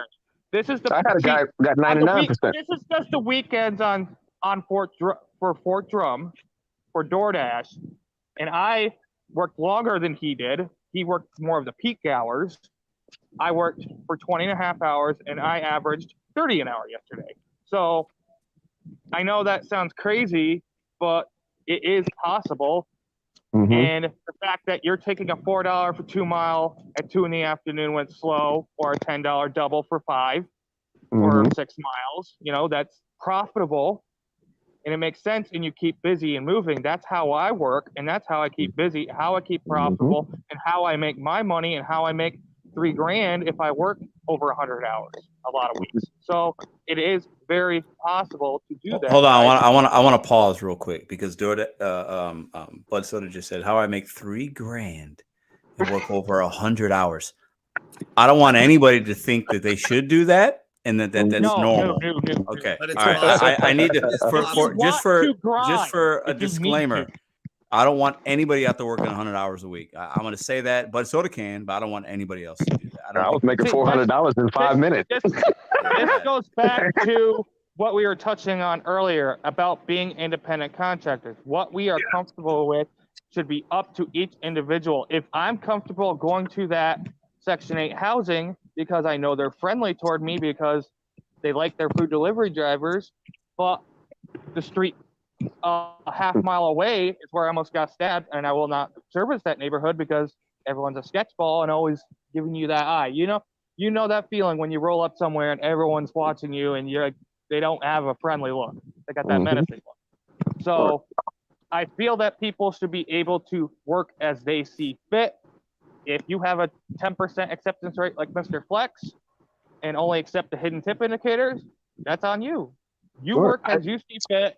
It's not manipulation to an extent, but it is on the other hand. You don't have to sit there and take a $2 order. You don't. You still have that decline button. We are allowed to decline. So but the problem, you chose to. You should be able to decline without penalty. See, that's the problem, which is going to get them in trouble. Because literally any lawyer in the world who takes her case afterwards, maybe that's the reason why they call me judge. I can look at both sides and I realize you can't manipulate people into doing something that they were really scorned about. That people, what's so bad is this: you might not win the law, but you're gonna win the art of public opinion, and that's all that matters. Judge, that's let me a ask very you. good point. There's no penalty. My acceptance rate's 5%. Let me play devil's advocate here. Come on. Because we're talking about manipulation and they don't, and penalizing. DoorDash started telling us what was going to happen several months ago. And let me get my thought out. They told us and gave us the option to reset acceptance rate. And then Diamond Zone comes in telling us. So for me, I don't see the manipulation because they're actually telling you exactly what you need to do in order to get high priority orders. Where's the manipulation there? Let me continue. Okay, I'll tell you where it is. Let me continue. So if they're telling you exactly what to do in order to get priority, whether you believe in priority or not, because I think a lot of people don't believe in the priority, but I also believe those people are on the large order program. So they have something that most drivers don't have, so they don't really need it, right? But sort of mentions Flex. Flex doesn't, even though his earnings are down, but that's a whole nother stream, right? I believe his earnings are down because he's not adapting and he's in a diamond zone and he's not, he's working less. His earnings are down. So he's not, and that's fine. He's independent. He can do what he wants, right? But I think DoorDash is actually being pretty clear when it comes to the acceptance rate. And I think they've done that in the last we'll call it 6 months or so. I don't think it's okay. I don't think it's right. I'm not advocating for it. But what I'm saying is I don't see manipulation because they actually told us what they were doing. Pedro, I'm going to tell you this. I love you, man. I'm going to just tell you, I love you guys. No, listen. I'm playing devil's advocate. Go ahead. No, I'm right. I know you're playing devil's advocate. I love you guys like it is. And I sit back every day when I have these conversations with you. And I see how some of y'all people are so naive to the form of this. It makes me want to go back to stealing again. I mean, I'm not even going to lie. Because I'm not even going to lie. I want to go, like when I see how naive people they are. Remember, like I told you, I was a bad thief. I was an electronic thief. And then now I went back to, now I'm a good guy, as they say. But I'm just saying, I'm just saying, look, as a former did that electronically and you manipulate people to do certain things. Oh, definitely. And then now you see how easy it is to pull the wool over a lot of people's eyes. Sometimes you don't even, the best manipulators don't even realize they're being manipulated. Let me ask you a question. So I feel, and this could go to many different walks of life and how we look at things and what happens. And I think there's truths with how the government might do things and the world works. And listen, I get it, but I don't feel like I'm being manipulated because I don't feel that way. When I start my day, right, I look at these apps as an opportunity, right? For me, I can accept to decline or not decline and unassign. I do it all the time. I drop orders all the time. I unassign them. So for me, I can still move freely within the app enough to where I am not being controlled in that way, and I'm still able to make money. Now, the minute that I think I'm being manipulated and something ain't right, then I'll stop doing it, right? But I think if DoorDash is telling you exactly what we expect now, because it's an app and they're going to shift things, and now more than ever, more drivers, more dashers have the app on their device than ever before. So DoorDash has the power to say, hey, we got 30% more drivers than we had a year and a half ago. Uber. So they can do these things, and they're a technology business company. So I actually don't care that they do this stuff. I just don't, because and a lot of people don't like that I say that, but we have to stop looking at. And I said this earlier in the live, right? And you guys were here. You remembered I said it. We have to stop saying we're independent and wanting that, but then expecting them to give us shit, right? Because if we're expecting them to do stuff for us, that is an employee. We're not employees, right?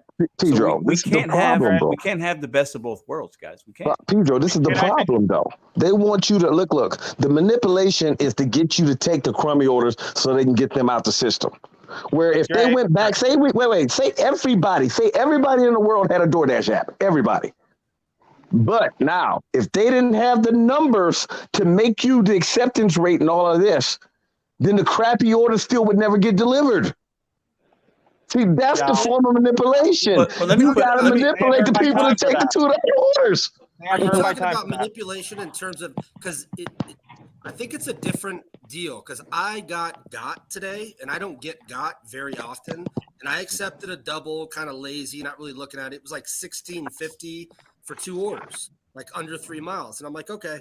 And I usually check both orders because I will unassign the shit order that they put attached to the good order. And I just wasn't really paying attention. I went and picked both of them up. I'm driving to the first delivery, and I happen to notice it's $4.50. Right. Now, $4.50 for you guys may be like, oh, it's not that bad. For me, it's bad. I don't want a tip. I've done $4. Shove it up your ass. So I show up, I deliver it to the customer, and I look, and it's actually $1 tip. Right. 50, and I'm like, mother effer. I have problems with those people on all apps. I delivered the second order. It was like a $10.50 order. All in all, miles per dollars, it was fine. But I was pissed off 2 hours because they got me. And if you want to call that manipulation because I was like snoozing on the job, that's one thing. But you're talking about like mathematical manipulation and mind tricks. And the other thing is people that don't know what they're doing. I've run into a lot of dashers before that don't speak our language, don't speak English.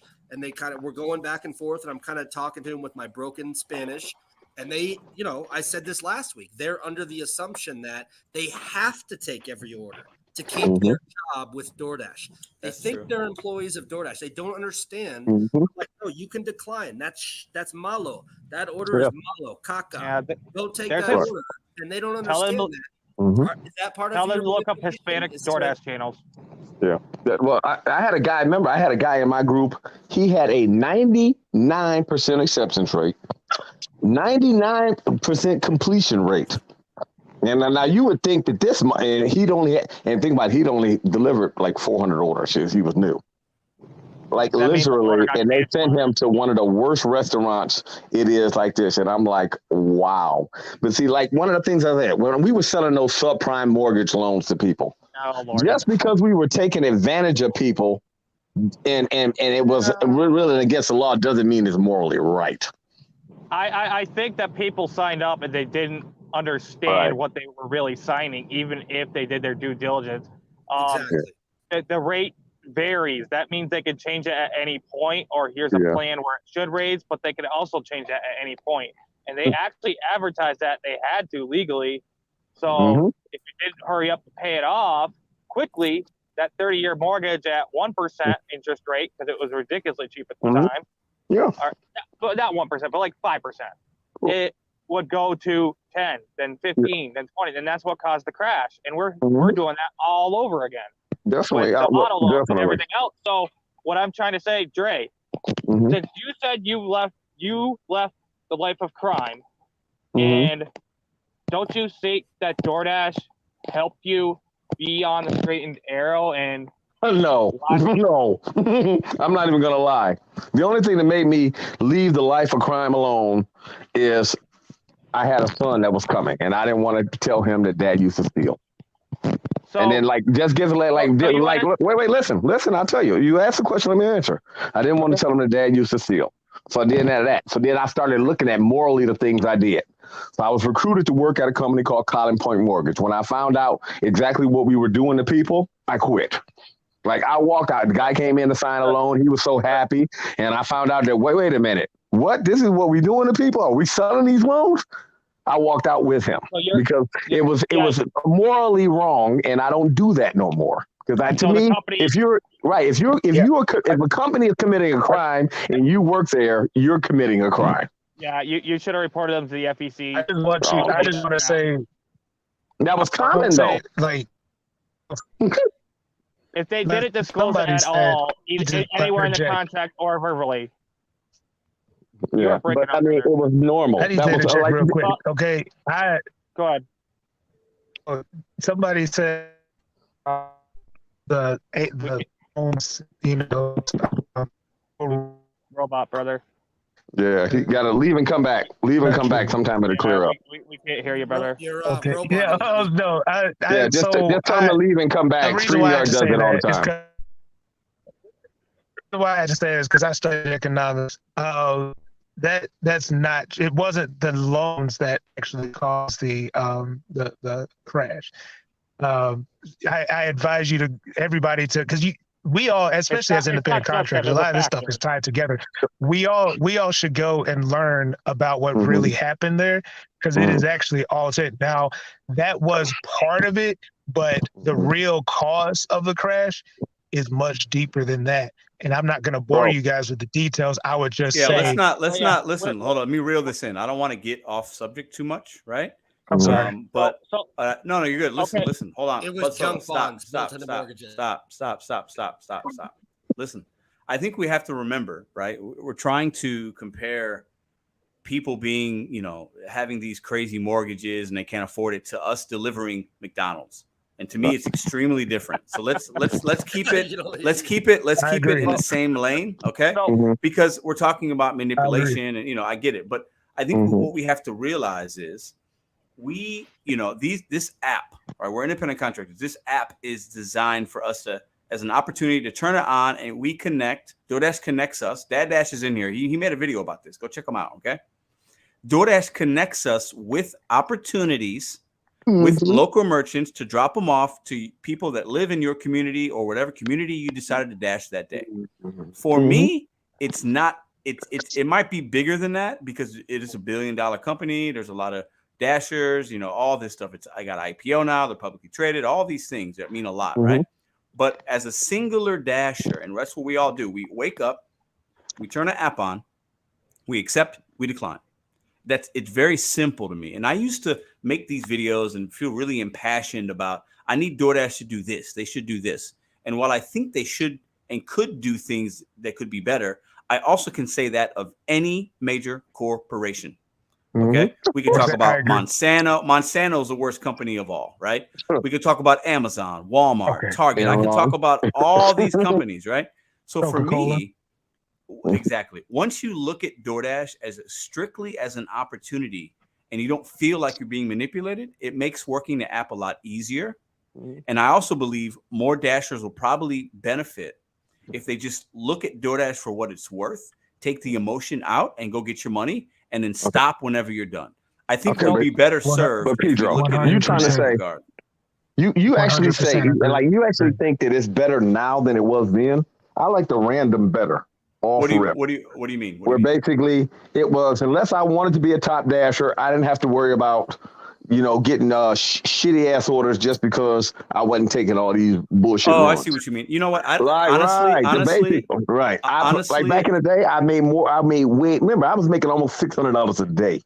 Like literally, I quit my contracting job, and it was easier for me to DoorDash and do the contracting. Yeah, but Judge, I believe the only reason that a majority of dashers would have an experience that you're having is, and why you would say it was better a couple of years ago, is because of the saturation. Last year, just before the diamond reward. Right. Yeah. So I think it's more so DoorDash understands now more than ever. They have the numbers. They know exactly how many drivers are out there per day. We don't. So now they can do things with the app. And I think drivers are making less money for two reasons. Either more dashers in your market or as a dasher, you're not willing or able to adapt, and then you're going to make what you make. That's it. So Or just give an example. Like when I did my scale, when I went from, I was down to like 15% acceptance rate. So basically for like 4 days, I took every order to get it up to 99 just to see how they would treat me. I was sitting there laughing because I was sitting there talking to my friends, you know, the dash with me. They're like, "Oh man, you're a good one, Dre." I'm like, "Yeah." I sit up there and said, DoorDash pay for like 1 week was like $240. Tips was $96. Now, how in the world, like literally, that was just like unheard of. Normally, like your tips is like 4 times the DoorDash pay. And the DoorDash pay was like double the tips. And it's just like, wow, you making money off DoorDash pay? That's going Like to be people- super rare for tips to be 4 times the days. Well, back in the day, it was. Remember, I made $600 a day. I'm a contractor. I bill myself out at $35 an hour. Like we also have to consider that all of these a day. All of these numbers and all of these experiences are market dependent. So like, say, like, you know, you could say you're making that much money and that, you know, that might be your market. Just like Pedro makes the amount that he displays, you know, that he makes in the STL market. Yeah. And I live in Cleveland, the worst city in the world. I mean, come on. But I'm just saying though, like there's more to it than I'm just saying, like there's more to it. So everybody's experience is not going to be the exact same. The reason I just want to say, like, the reason why I do this and all of these changes made me realize, like, what is it that I do this for? Is because like he said, I like the freedom. I love to drive, and it just like the ability to be able to go from one place to another, be outside, and not have to deal with a jerk manager. Like, I love that. And I would recommend like Pedro says, to do multi apping, which I've been doing for a while. You're gonna have, like he says, you're gonna have to adapt, because like those days of being able to make a lot of money through these apps more than likely are not going to be here anymore, just because of where the economy is headed, particularly over the next couple of months. So I'm sorry, go ahead. I'm already seeing that, because manufacturing jobs are shrinking, because manufacturing is like, they've lost like good 10-15%, and that's like a sign of a recession. And they're already starting to lay those people off. And then retail, I mean, there's dozens of Walmarts across the country, and this is not a fluke. They're shutting down like dozens of stores, not just singular stores that have really bad problems, but like any of them that are underperforming. So they're just getting rid of them. And how does that line up with the unemployment rate being at an all-time low? That doesn't. Okay, so I'm glad. Because of the Great Resignation. The Great Resignation. So people are voluntarily leaving, and this is the next thing. They're hopping into the gig economy. So those people never get reported as unemployed. 100% correct. 100. See, you made a great point there, and I'm glad you brought that up.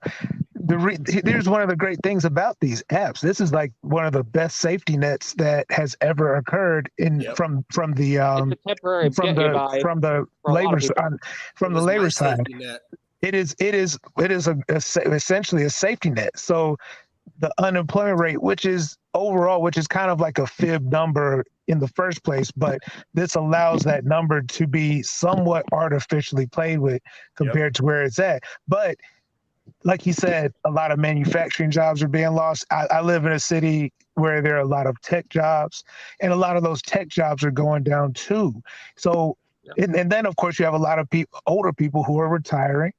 And then you've got the teachers who are going to be off for the summer. A lot of people are going to be off. So the thing is, like, you have to be able to see ahead and not rely on this being what it was yesterday, because no company out there is ever just kind of relying or saying, man, I wish that things were like it was yesterday. All companies are looking months and months ahead, and you have to see yourself as an independent contractor like your own company. You are your own business. Or independent contractors. I would encourage all of you to file yourself as an LLC. It costs like $15. There's nothing to it, but you become your own delivery company. You are like Bud Soto LLC. then you limit your liability from any lawsuits, any accidents, anything that would ever come upon you as a gig worker. I would encourage you guys to look into forming an LLC as just being a delivery LLC, as opposed to just being a person where your social security number. Look into that, guys. There's a lot of protection in that. I have an LLC. 100%. I'm just a delivery company. Yeah. Okay. And the costs vary based off of your state too. So just want to say it's not all. We're It's getting not off track $15 again. over. Yeah. So DoorDash is an opportunity, and most people know what DoorDash and Uber are. So people are going to flock to them first when these manufacturing jobs and the retail jobs go away. I mentioned those too because those are typically blue collar, lower middle class type jobs.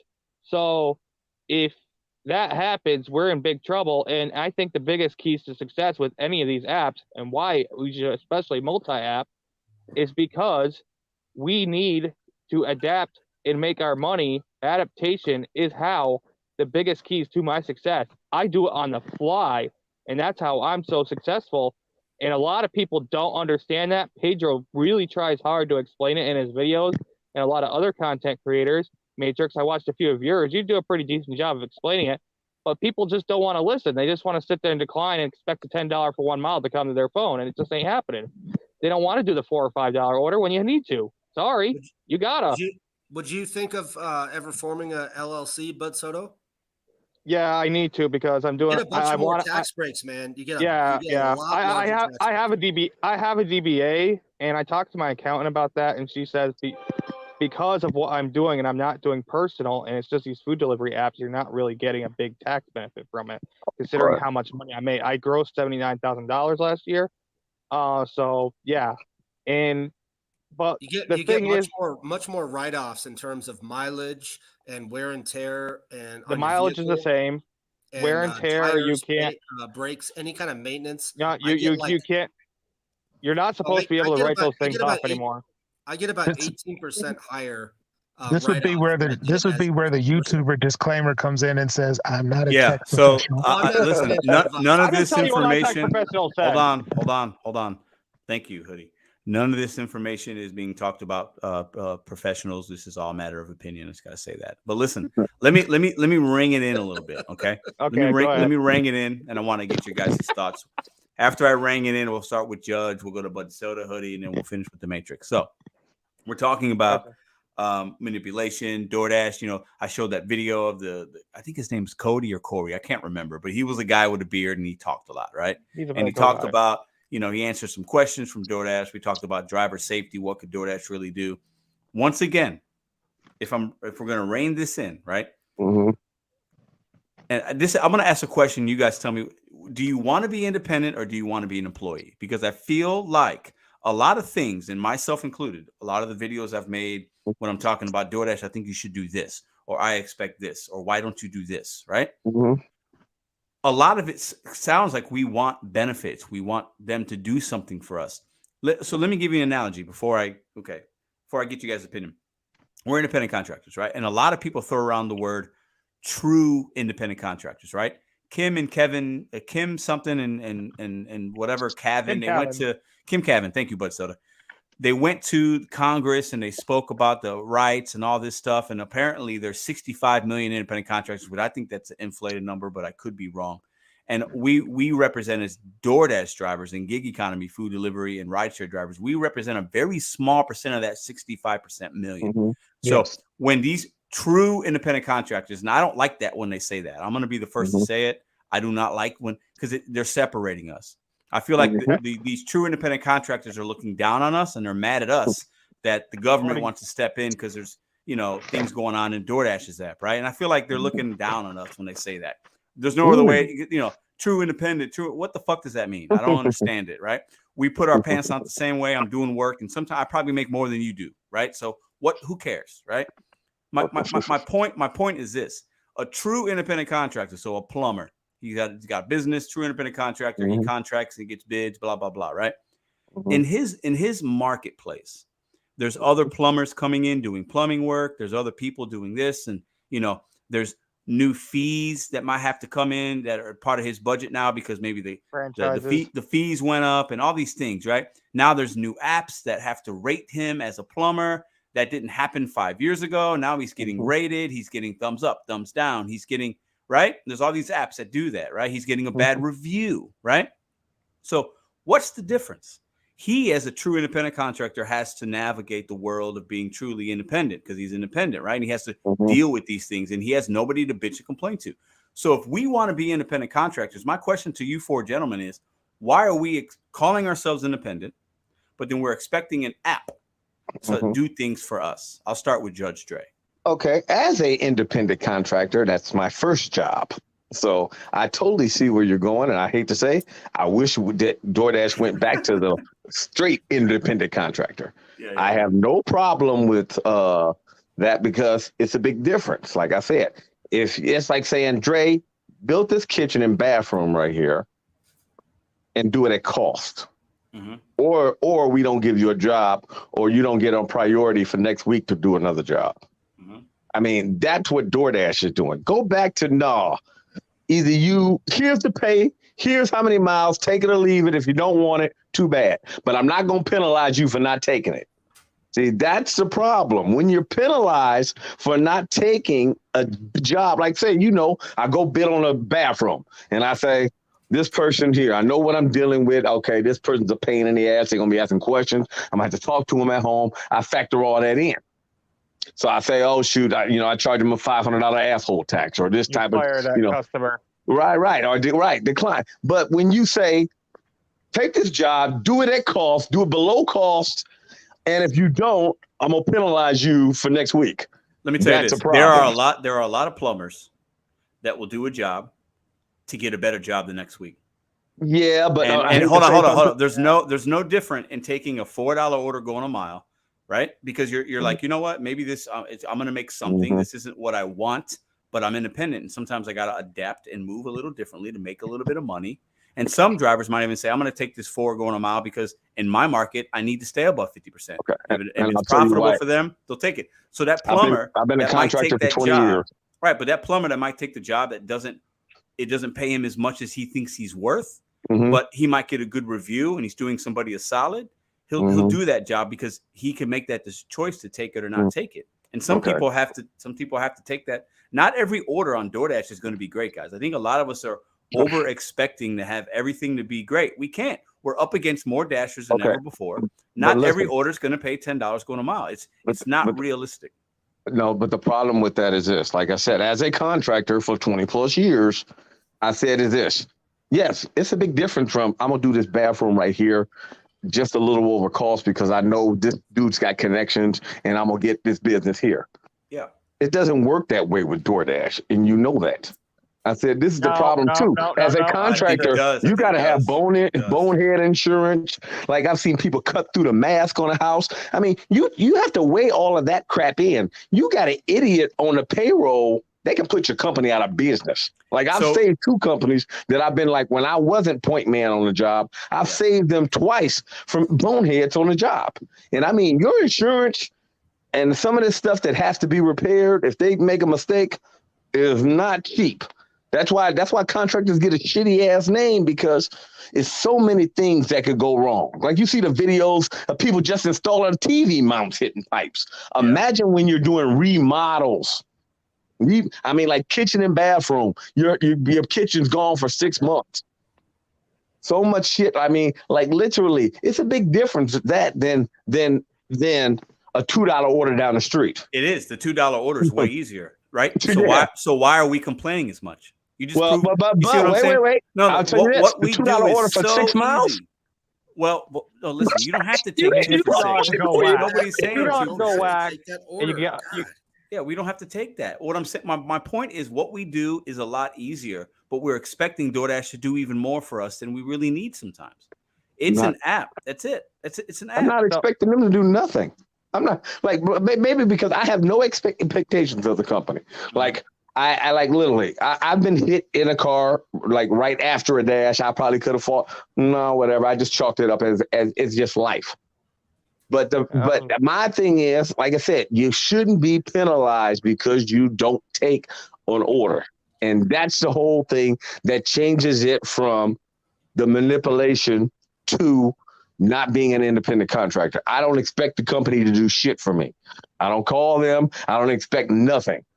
The only thing I expect is I would expect, hey, these are the orders available. Either you can take these or leave it. But I would like that. But when you say, well, if you don't take this, then we're not going to give you orders when it's busy, then that's a form of manipulation.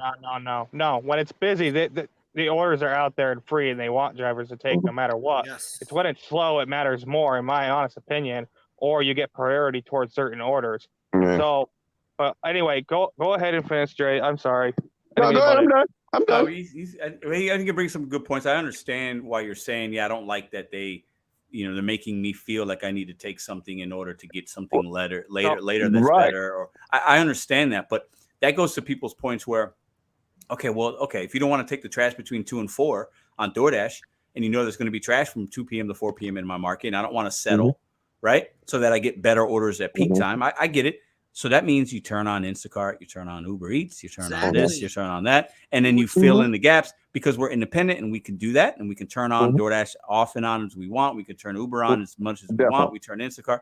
So for me, it's like, okay, I see that the app is trash at this time. I see what they're doing. So I'm going to use another app to fill in my time because DoorDash isn't telling us we have to turn the app on for 8 hours a day and take 20 orders a day. We're not employees. We don't have to do that, right? So I think we got to get away from DoorDash is wanting me to do this. No, they really don't. They're just telling you if you want better orders sometimes, maybe you try this. If not, okay, then you don't have to.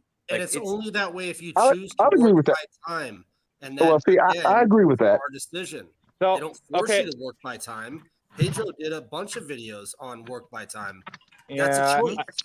Yeah, I'm not a big believer in that, and I gave Pedro and Nugs a lot of crap for it, but I do see the value in it for some people, and then there's a lot of people just doing it part-time. They just want it easy, you know? That way they can just accept whatever and not have to deal with the headache of worrying if it's $2 or not. So let me ask you. So independent, right? So do you want to stay independent and work the app how you choose, or do you expect DoorDash to do certain things, and do you want to go to to where an employee type? You know what I'm saying? Like we can't have both, you know?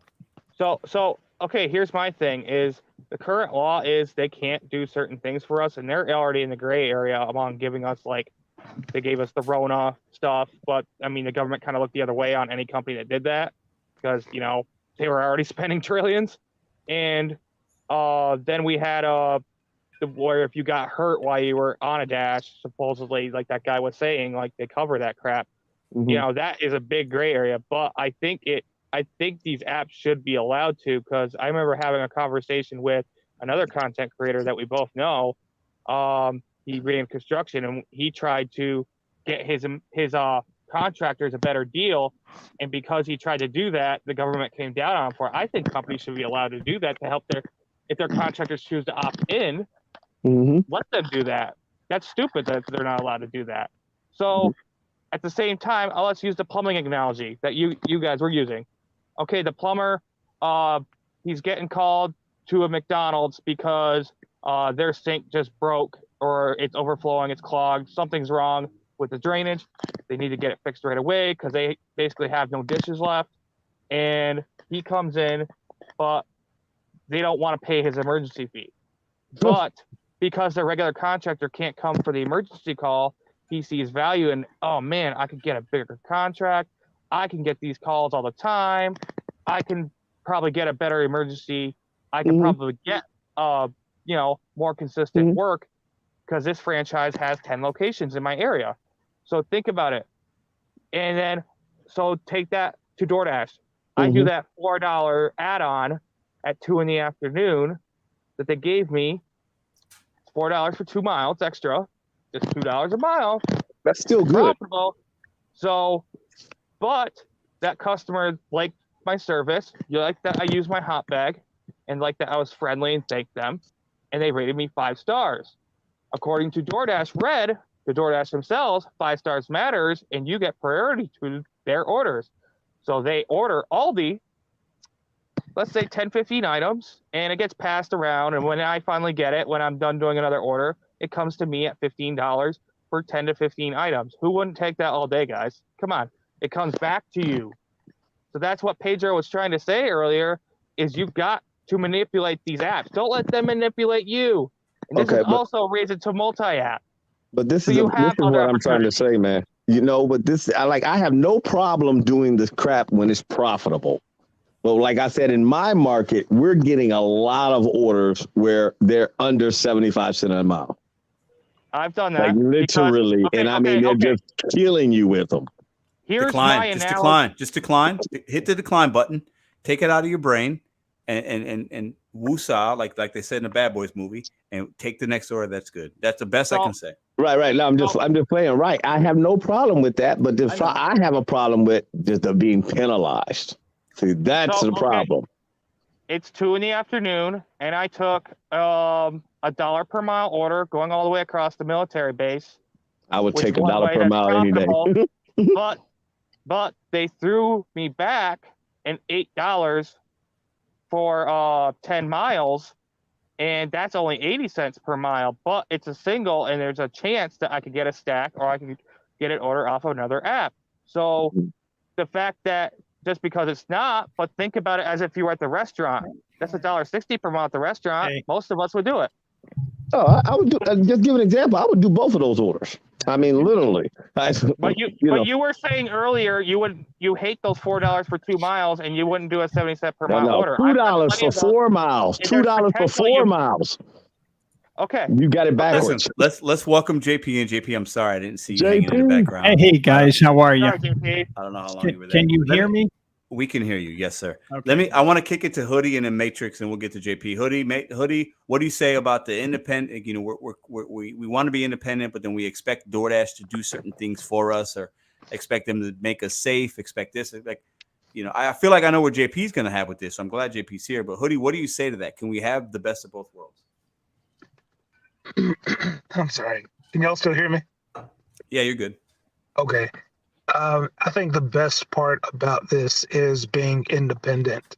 In reference to whatever's going on with the people in Congress, like I've seen a lot of employers and companies, in my opinion, tread the line of kind of exploiting this worker classification law, and where they should be classifying their workers as employees, especially based off what they're trying to get them to accomplish, and they're not, and they're trying to skirt that, basically ride this wave of popularity from these apps like Uber and DoorDash and et cetera. Me personally, I would want to remain an independent contractor because, like I said, the flexibility that you have to whenever you want, to not work whenever you want, to accept what you want and to decline what you don't want, that freedom and independence is powerful.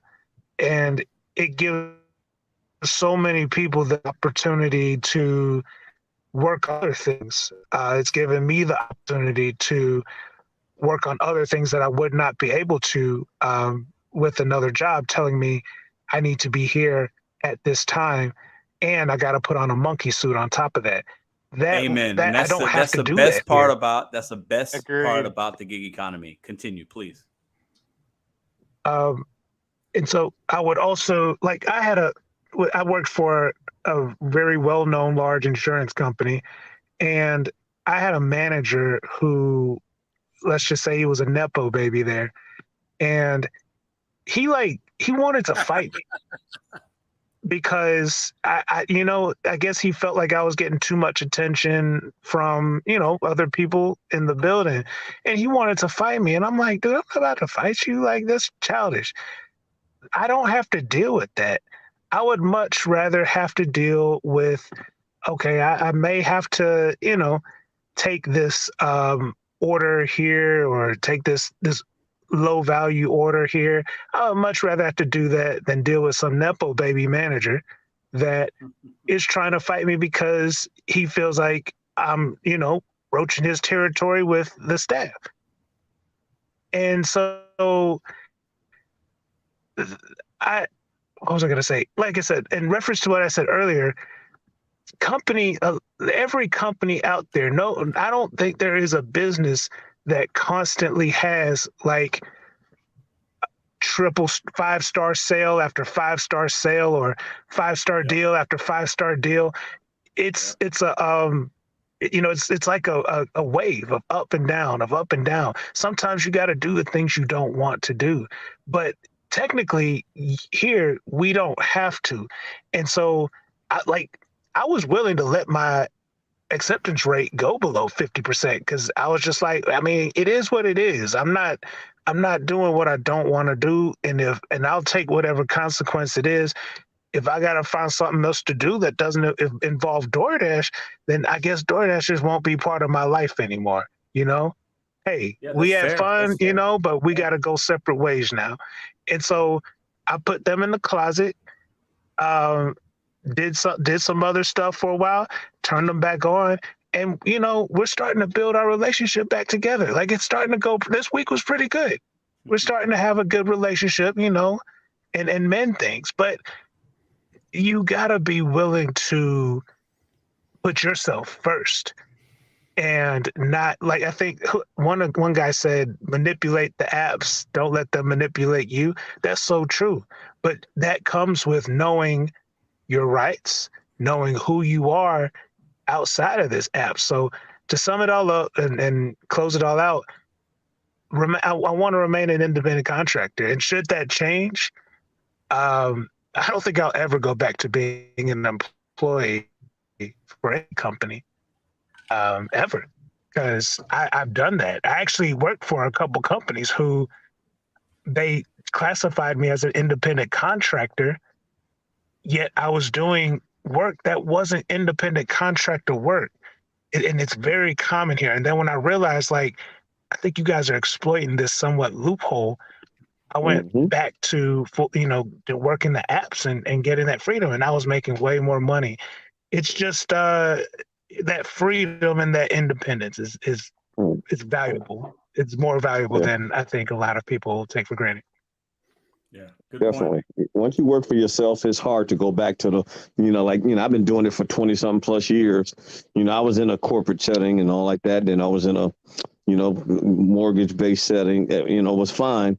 But there's something about just, I ain't gonna lie, with the driving, you can put on like, I can put on a nice clothes and don't get dirty. I can go right on a date right away. You know, if I want to stop and shoot the shit, I can just turn it off. That's the beauty. But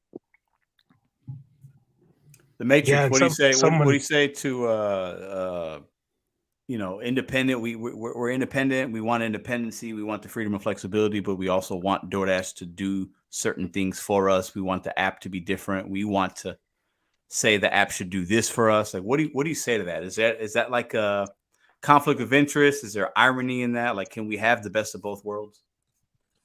Yeah, there's a conflict there. We're independent contractors, so we accept these individual jobs offered to us by DoorDash, Uber, Grubhub, and we know the base pay is $250. You know, if you want a good base pay, go work for Domino's, go work for Chick-fil-A, go to their internal delivery staff. You'll make $15 an hour plus tips. But the thing about those is you have to take every order. Yeah, everyone, right? Domino's and you work for Chick-fil-A. When an order comes in and it's your turn, you get the hell out there on the road. You take that order. You don't even know what the tips are. I talk to Chick-fil-A employees all the time. They don't show them what their tips are until the end of the night. Right. Like all the batches are compiled together and they have their per hour pay, which I think at Chick-fil-A, it's like $22 an hour. If you want to ask where you want to work per hour, and then they get their total batch for the night for their tips. So they don't know the individual houses or customers they're delivering to what they tipped. They well, you know why Chick-fil-A does that, base, right? I wouldn't care. Yeah, no, I know why they do it. I wouldn't care. Like, I mean, literally, like if they wanted me to take every damn order, give me like a $15, $17 hour base, I'd take every order. Then why don't you? Then I don't care about how long it takes. Right. And like, then why don't you go I love for Chick-fil-A. What? Well, maybe I need to go apply for them on the. The only bad thing is I can't work when I want to. Here's the thing, though. Here's the difference. You got to work schedule. Judge cuts us too much to do that. Oh, sorry. What DoorDash is paying us is about $2.50 or maybe $5 an hour. If you just want to kind of compartmentalize that as their base pay, it's terrible. So we are operating completely on tips. And guess what? A lot of the times we get to see what the customer tip is up front. Sometimes it's hidden. With DoorDash, it can get crazy. I took an Uber order last night.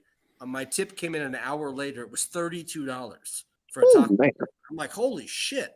It just came out of nowhere on just a random Uber order. But we get to choose and pick which orders we want to pick up and deliver. And that's the key to all this. We're not paid hourly. DoorDash doesn't have us by the nuts or whatever.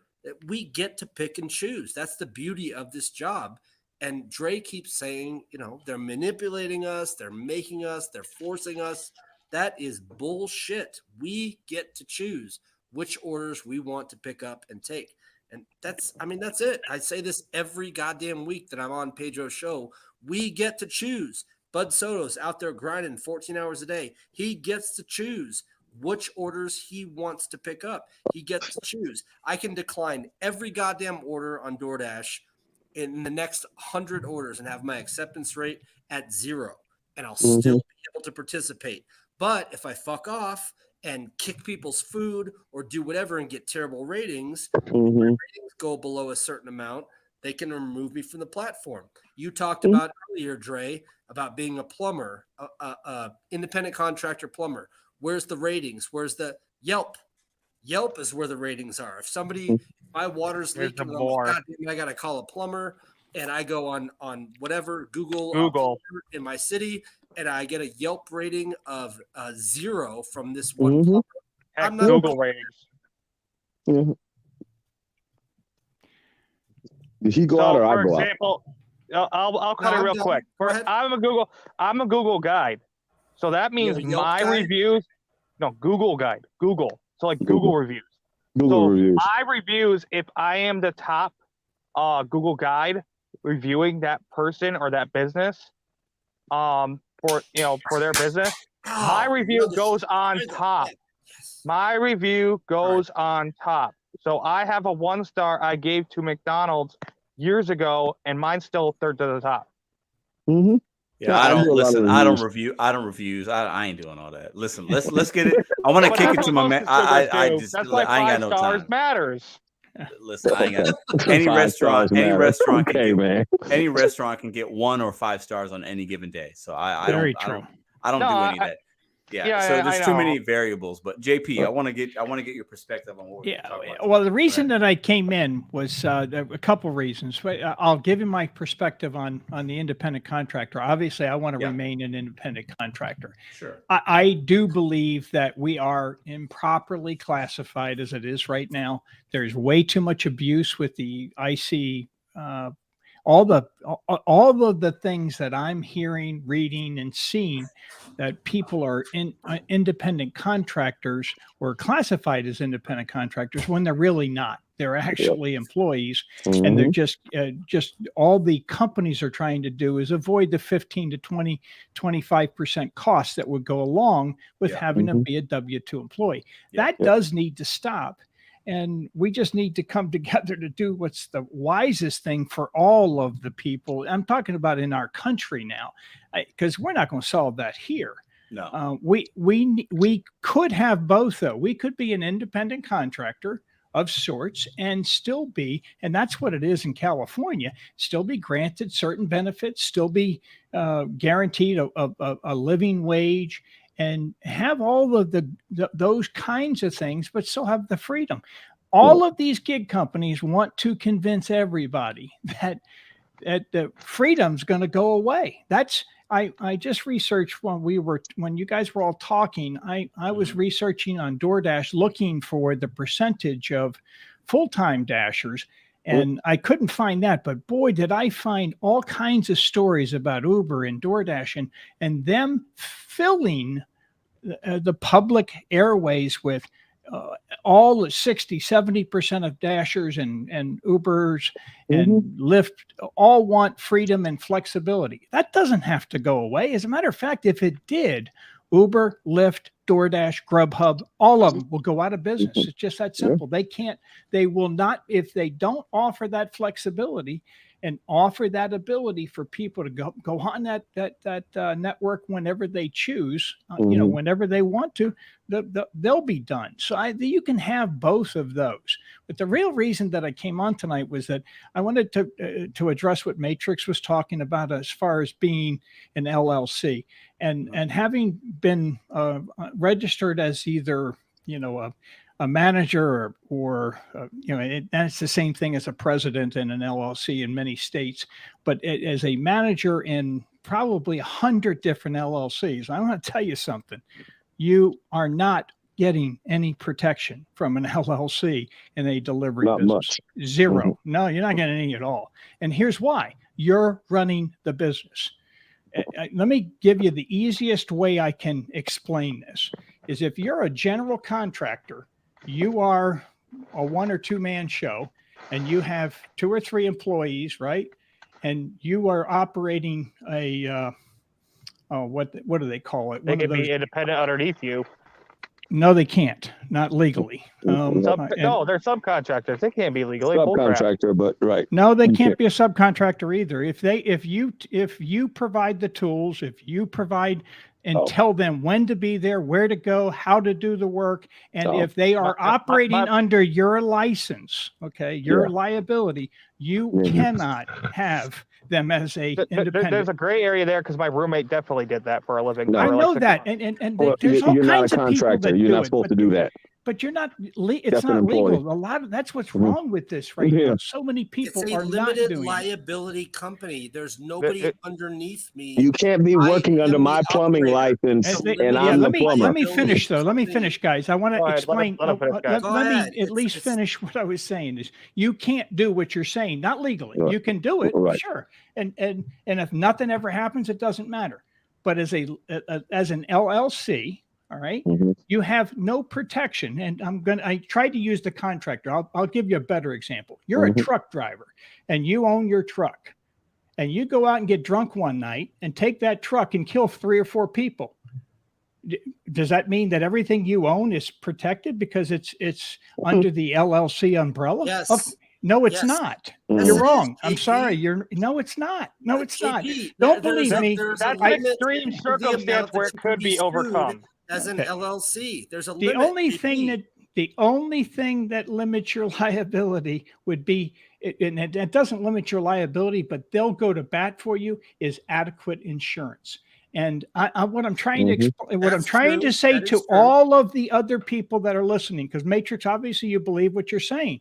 I'm also positive, having come from a family that must have 20 different CPAs in it, you cannot deduct any maintenance on a car you use mileage on, or a truck, or any other vehicle. Period. That's what my CPA said. That is.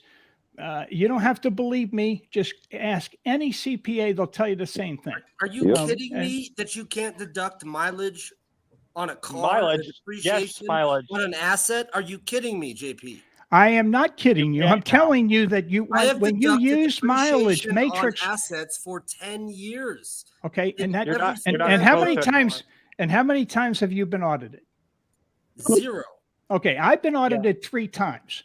Ooh, and all 3 times. No, don't be sorry about it. It's like a dry finger up the ass. It's an uncomfortable thing to go through. Yeah, someone in the chat saying that. Okay. Hold on. But that's not. As long as you win and you prevail, what does it matter? I've been audited 1 time. It is what it is. It is exactly. What I'm trying to say is, if you haven't been audited, you don't know what's going to happen once that happens. And there are numerous famous cases out there right now where Uber drivers have done exactly what you said, Matrix. They took the deduction for mileage, and they then turned around and did the depreciation and tires and all the rest of that. You can't do both. You can only do one. Do one. He's going to do one. You can He's do right. one or the other. And oh, by the way, you can't flip flop back and forth. One year do expenses and then the next year do mileage.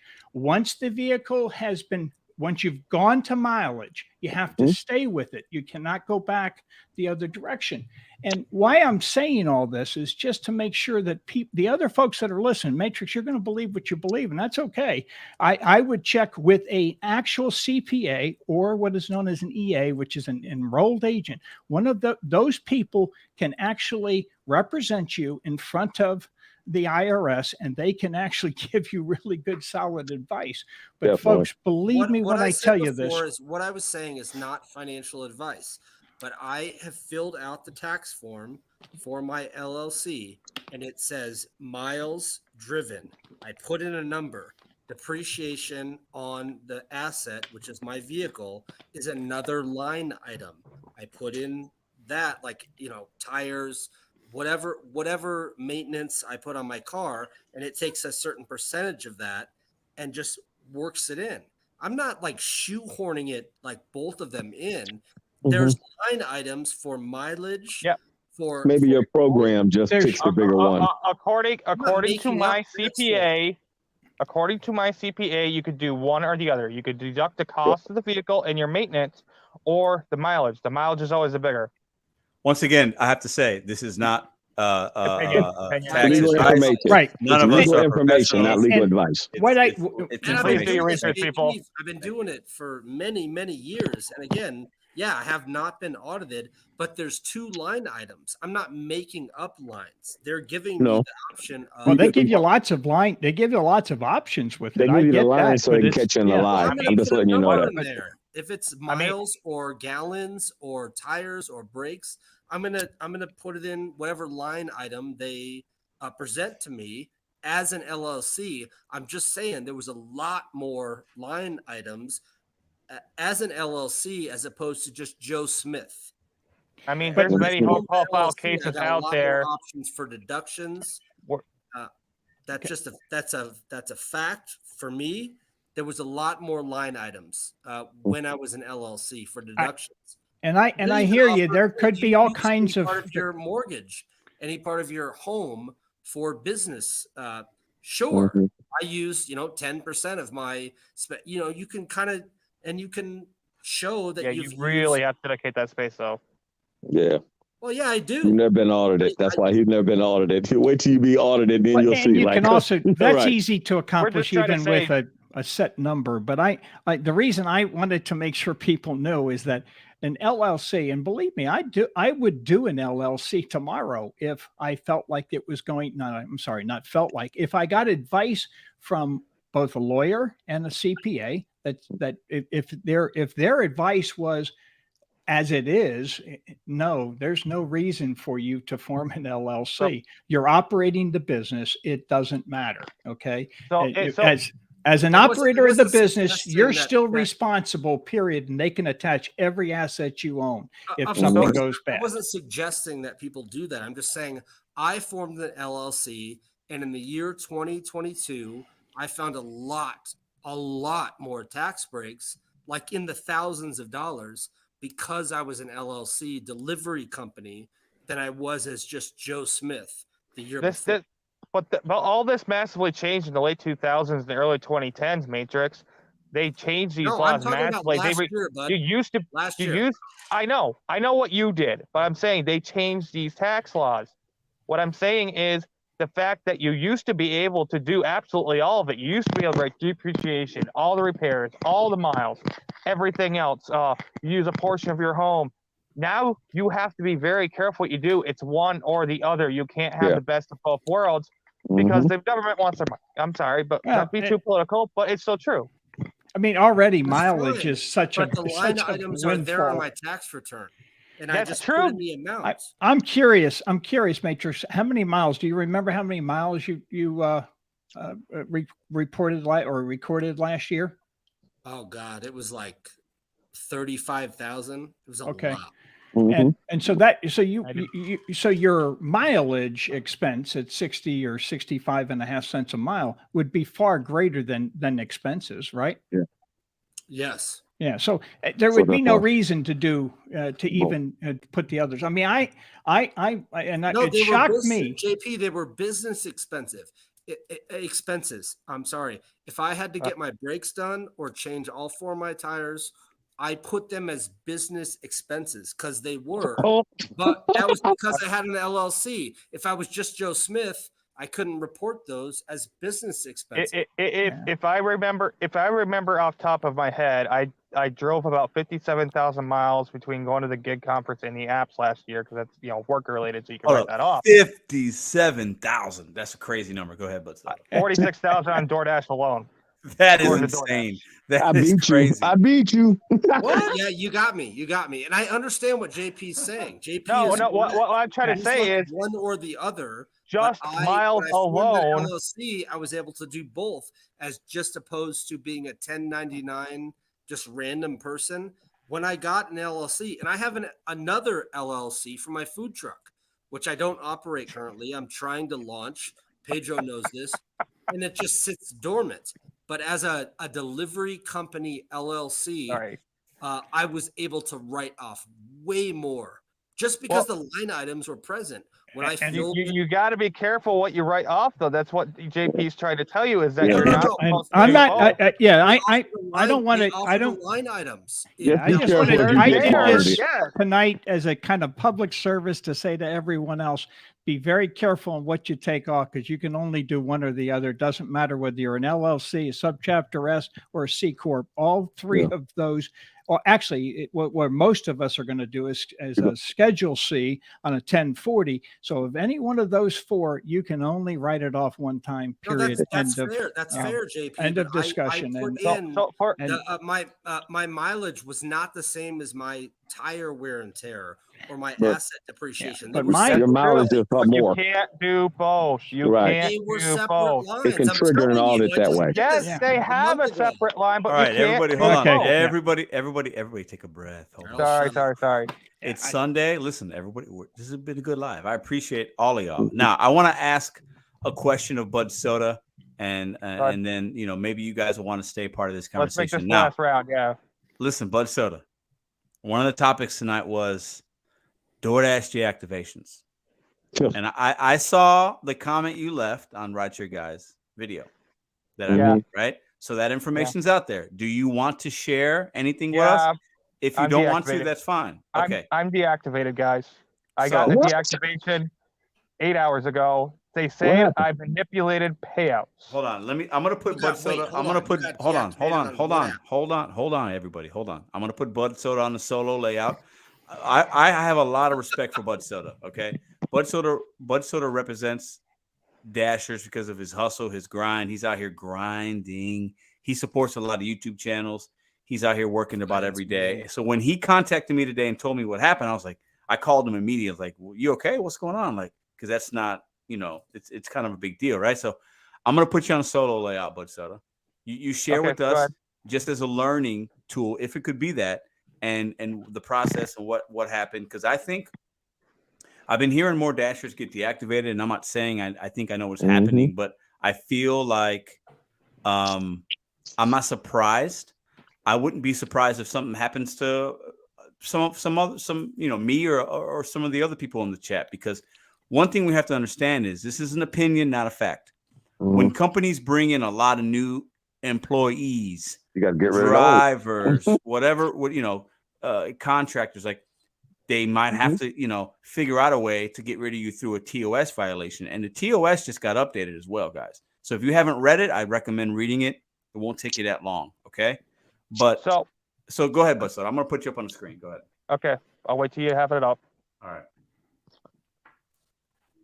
Go ahead. So I'm going to read you guys the email. We regret to inform you that the Dasher account's been deactivated and outstanding payouts blocked, $2,000, mind you, based on fraudulent behavior while using DoorDash, in violation of your independent contractor agreement and service provider platform access policy, deactivation policy.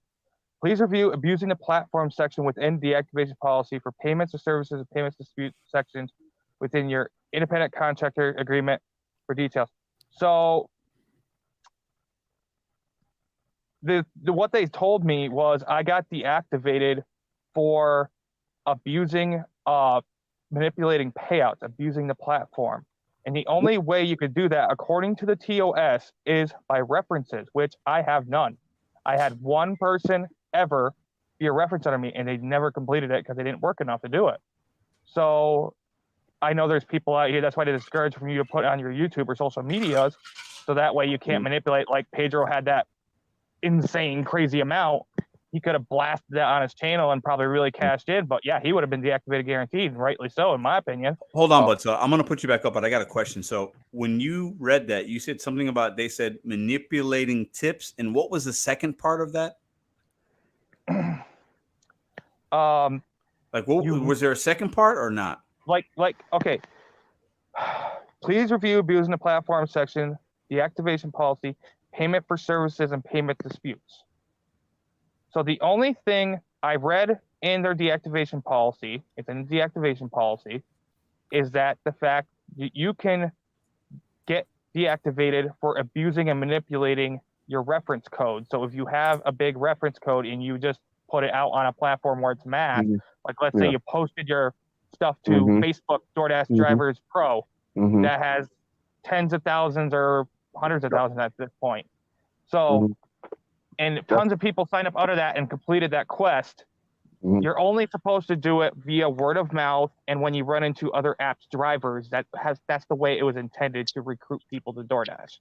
Can I say something you're to talking you, about the referral. Wait a minute. Yeah, referral code, right? I've never had a successful referral, and they're saying somehow I manipulated payouts, and the only way I can think of is something in the algorithm automatically hit because I get tons and tons and tons. Okay, I'll tell you what it is, tips. but I can help you out actually right here. I'll tell you what this is. This is actually quite common. Wait. It's actually quite common. Basically, you got to deactivate 8 hours ago. You give them a call, you get your account back. It's actually quite common with the DoorDash because what happens is if they consider it spam, if your link is like sometimes an app can do that, and it'll put your link out there too much. And considering that nobody, but it could have been, a bad app on your phone, something that somehow the information was copied or whatever, even though nobody never signed up, but that your link has been reported as spammed out there in the computer. Sometimes it can be a glitch in the computer. So basically you'll get your account back. You have to call and talk to them. This actually happened. It happened to DoorDash Diaries. It happened to another friend of mine. And all that, so that actually is quite common. So at least you'll get your that's back. happened. Triple D had that happen, but he actually did put his code out there. And same thing with your driver Mike. He had to say, he also is deactivated. I've never, and that's the reason I've never ever given my referral. But Soda, it sounds like to me you've got a different issue going on there. They're saying that you have done something that has manipulated the system that has given you more money than what they I don't know how they get away with the fraud part of it. They seem to use that a lot with people. But I don't, it's like Aaron at Uber Lyft Phoenix, his was a cancellation fee deal. All right. But he was reporting things that were closed when they were still open because he didn't want to wait in the drive-thru. So that wasn't justified. But Soda, can I ask, have you had any of that in this past week or two, to where you had stores that were closed or shopping days or like anything? I haven't reported a store closed in 8 days. Well, at Blood Soda, it's actually a glitch. Closed. It was legit closed. But it's a glitch going on. Papa John's, I got an order at 11:40, and I went by and I saw a vehicle there. I'm like, man, I thought they were only open to 11 because Google said 11. So like, okay, maybe they're open to midnight now because they changed their hours because summer. No, certainly enough, no one's there. I got my half pay and I moved on. So it was going to be a big payout too, which sucks. But like, because like $8 was a half pay, so that's the only time. But because I work so much, I will tell you this much. Same thing for Spark. When you work these apps so much, and the more you work, this is the biggest problem with working a lot of hours like I do. you open yourself up to liability, claims of fraud. It could be a complaint by a customer. It could have been a customer saying, "Oh, well, he said he did this and he didn't do that," and they're saying, I got falsely paid because of that." That's the only other hypothetical I could think of. Can I ask you another question? Yeah. So it says something about manipulating tips, right? Is that the word that they used? Or what was the word that they used? Gaming or manipulating any consumer, merchant, or Dasher referral program, Dasher paid promotions, or any other similar type of program off the DoorDash platform. So my guess, because it says manipulating any consumer, I get post tipped a ton. I have tons of screenshots I can throw up in a video. Okay, let me ask you a question. Okay, so I get those as well, right? But when you get, since DoorDash has allowed the consumer to add a tip, which I think is a fantastic function. I think a lot of us don't. I've talked about it. I don't see enough people talking about it. I think it's actually a really good thing. But let me ask you a question. Have you had any interactions with consumers via in-app chat, text, whatever, letting them know they can do that, asking for more of a tip? Have you had any conversations asking for a tip with the consumer? I had customers ask me, and I did inform them how they can do that because they asked me. I don't normally, I wouldn't say, post tip. I just say, hey, help me out by throwing me a 5-star. I'd be very appreciative, Yeah, but have you mentioned the word tips to the consumer? Like if you of course, asked, of course. I think I'm not saying this to be true, but I think I never DoorDash, have. I think DoorDash might not like that. Yeah, they that's might what not. it is. They might not like a driver asking a consumer for a tip or having any kind of conversation about a tip. And I'm not saying you did something wrong, but I want you to think. Hold on for a second. I want you to think in your mind about any of the conversations, whether in the in-app chat, because we know DoorDash support can see that, right? That you've had with the consumers, and if any of those were either unfavorable or maybe a customer asked something, and I just think about that, because I feel like it could possibly, we're talking, this is a learning lesson for us, and I appreciate you sharing this, because I think a lot of people come here and I want people to learn, because at the end of the day, you lost $2,000, right? That's crazy to me. Yeah, okay? It's toward my taxes. I still have $4,000. That's crazy. So I want us to think about, okay, why did this happen? You know what I'm saying? Like, and we have to get down to the, Red asked earlier, hey, did you call DoorDash? I know you can do the appeal via the email, but I want us to learn from this, because I want us to learn from it, because I think that I've had conversations with certain customers that weren't always favorable, right? Not about tips necessarily, but like just, somebody asking me to do this. I'm like, no, I'm not going to do that. I'm just going to cancel the order. Yeah, actually, I've done that. They updated their TOS to include that part, to where that is actually illegal, because as independent contractors, we're supposed to be able to get our own work. Doesn't matter if it's through the app or not. Right. But my point is, like, I think we have to realize sometimes. And no, I don't agree to it through the app. These apps, the DoorDash app can see the communication we have with the customer. So if we're using on the tips, if we're using lingo like, hey, leave a tip, you can add to a tip now, can you please tip me? They might not like that. They might look at that as. Go ahead. Can I say what I say? Yeah, go ahead. Hey, man, thanks for the great tip. That's awesome, because, he'll hide on and add on. Like, I just had one, like, literally the delivery before I got deactivated. It went from 6 to 10. I'm like, holy crap. Thanks. Great tip, brother. I appreciate that. It was an $8 tip, $10 order. So that I could say be that hundreds of times a week. I know. But what my point is this. My point is that I think that DoorDash might look at that as something exactly, something that is not what they want, and not that you're doing something wrong necessarily, like with ill intent. But I feel like DoorDash might look at that like, no, we don't like that. We don't want that type of communication. I could be wrong. Because that's weird. Because why shouldn't we compliment our customers who tipped appropriately or above what is normal? Shouldn't those customers be thanked, saying, "Hey, no, man"? I'm not talking about the compliment. I'm talking more like, is there something else happening? I'm just asking. I'm not saying I know. I think it's also. It's literally what I do. So, but I think it's. I think. Do you still do? Were you still doing multiple? Grubhub and Instacart. Yes. Multiple. But it's nothing to do with those sections. That doesn't In matter. fact- That doesn't In fact, matter. their TOS just updated to make it more clear that they understand we multi-app, and that is acceptable as independent contractor because we're free to do that. You got more than one phone? Of course I do. I Okay, sign in on the other phone when I get data throttled. Okay, but wait a minute. I'll say like this. Now, see, remember, I'm like, Maybe they they call don't me like that. judge. Like they call me judge because I listen. By what you were saying, if they're getting you on the part for the misuse of your link, it's probably a glitch because they've been having glitches. Like little in my market, the timer, like when you do like can't hand the order to a customer, hasn't worked for like it was off for like 18 hours. So like literally every order you had to confirm, and I was just sending pictures to their, I would send them a picture there. And in my market, it was down for like 18 hours. And they like so after calling them and tell them that they know if they having glitches in certain parts of the market. Like just now, I just got a note. I'll send you a picture of it, Pedro. It's talking about we're having a temporary outage here, and you saw what the customer said the other day. Right. I sent that to you, Pedro. I figure I send that stuff to you. You can use that crap for, Oh, I plan on it. Don't worry. Yeah. But let me read this comment from Bonsai. Certain words may trigger flags in the algorithm. Yeah. I believe that to be extremely true because I believe this is an algorithm. There's not a person necessarily unless you call support. So I think that when I mentioned the in-app chat, right?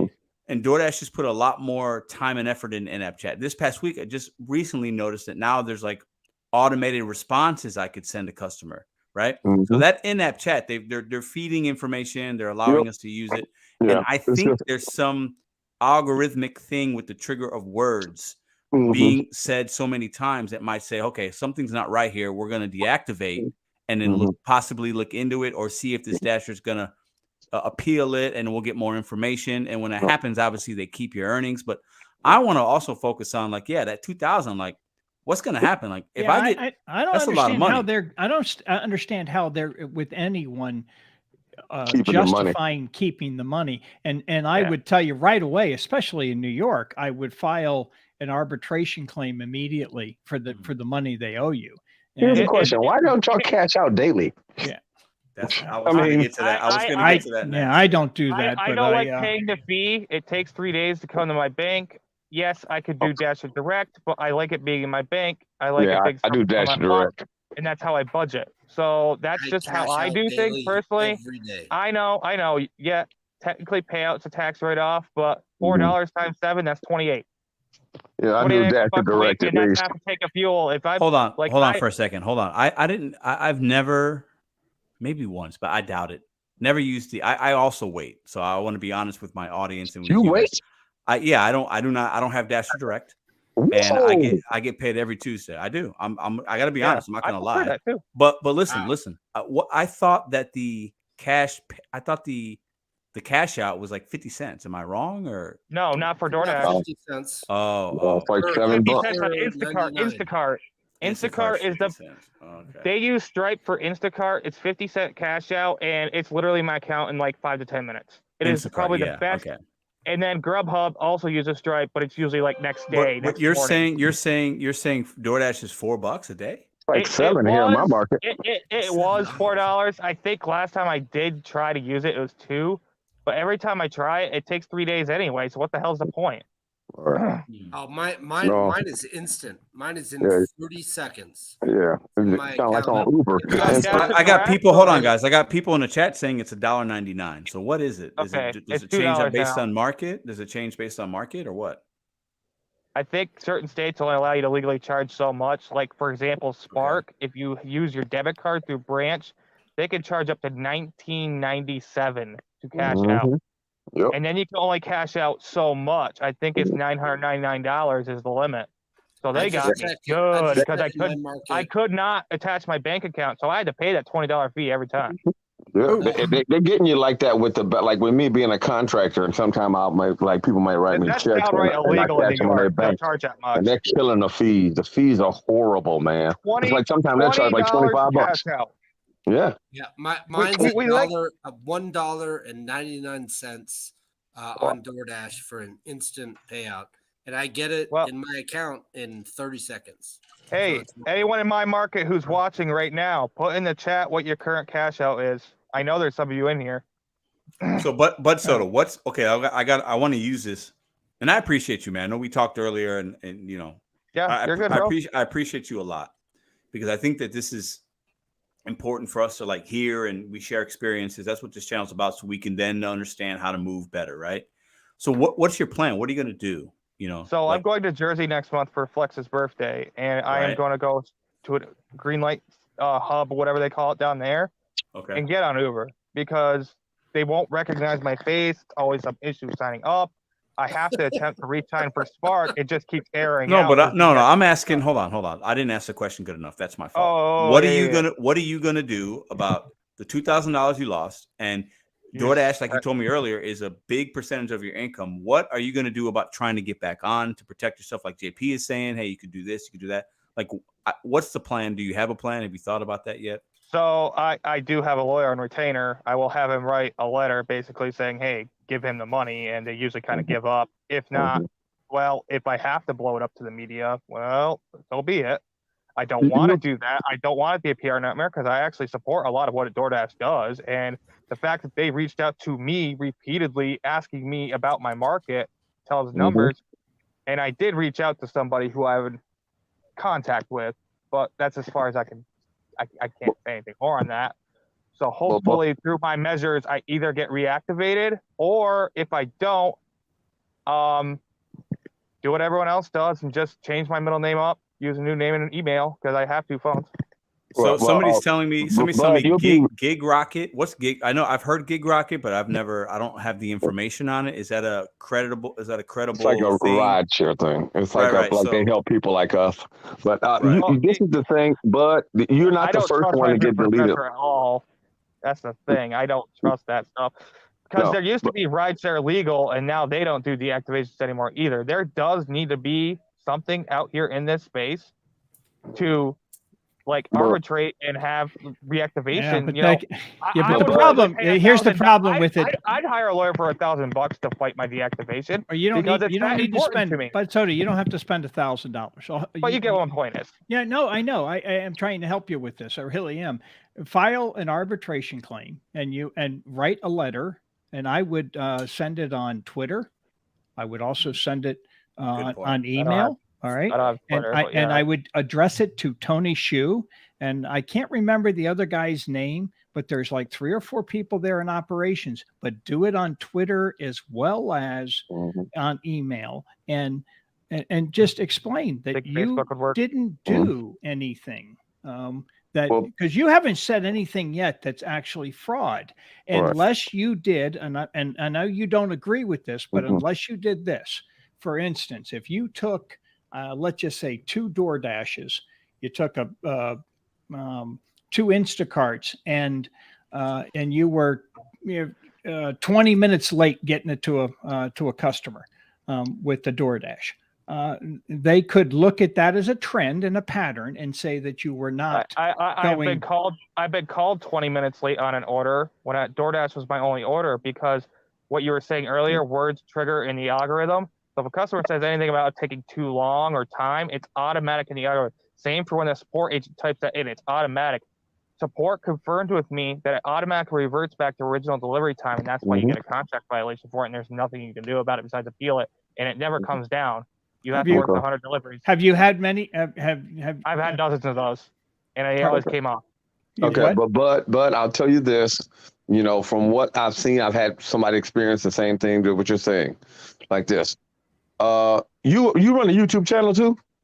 Of course I do. Yeah. Of course. That matter of fact, because I'm not gonna lie. Now y'all talk about me with a tinfoil hat, but this is actually listen. Here we go. Now here's the tinfoil hat. There's a conspiracy. Listen. I don't believe this, but I've heard that somehow that thing has been triggered with bullshit. And basically, when you call back, they'll start your account up, and then they usually offer you to start getting information from you and help make that better. I'm not gonna lie. I've heard 2 or 3 people say that somehow my account got banned for that same reason, and they were YouTubers. But then immediately when I call, they real nice to me and my account is back. You'll be back on in 3 days, max. I mean, So because they said it's something about that it keeps triggering on the YouTubers. So you do And- know that is I a have common told thing. DoorDash I'm a content creator, and they encourage me to make certain videos. Yep, Like one that's time right. they were talking to me about safety. Please make a video on safety, and I encourage other YouTubers to as well. Right. So so basically, like, think about it. You know, I've heard that. Now that's kind of sketchy. But what you're saying is sounds like you just got caught up in that glitch, and it's a glitch with that thing there. And usually, most of the time, when people call and actually finally you get a person who speaks American English and really understand the English that they're saying, then that's usually when they help you and get you everything straight out. In the deactivation policy, when it says you appeal, it says do not call. Our support team cannot do anything. So call them. Don't believe that bullshit. My dude got deactivated. Call him.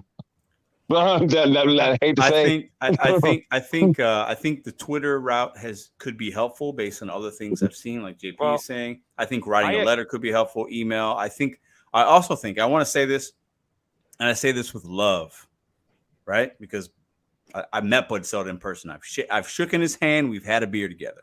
I know Bud Soda. Okay, I know him. Okay, I know him. Right? It was a great guy. Thanks for coming. Listen. Yeah. I also think we have to realize DoorDash is a very smart company. Mm-hmm.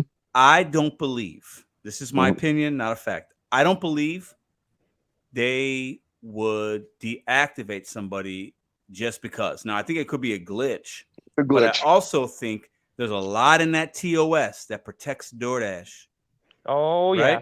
So I think that while Bud Soda might not have done anything malicious or anything crazy, I think that it could have been something that he did that technically was against TOS, and that's what triggered it. That's what I believe. I could be wrong. I hope I'm wrong. Gaming or manipulating any consumer. That line right there. Okay, so listen, stop right there. Bud Soda is notorious for taking multiple orders on multiple apps, correct? Yeah, but it wasn't because of multi-apping. There's another could that section be saying if gaming? it's done in a timely manner. Could that be gaming the system and the consumer? Because if he just said he had 12 times where the order's been over 10, 20 minutes, the algorithm might. That's when it was a single offer.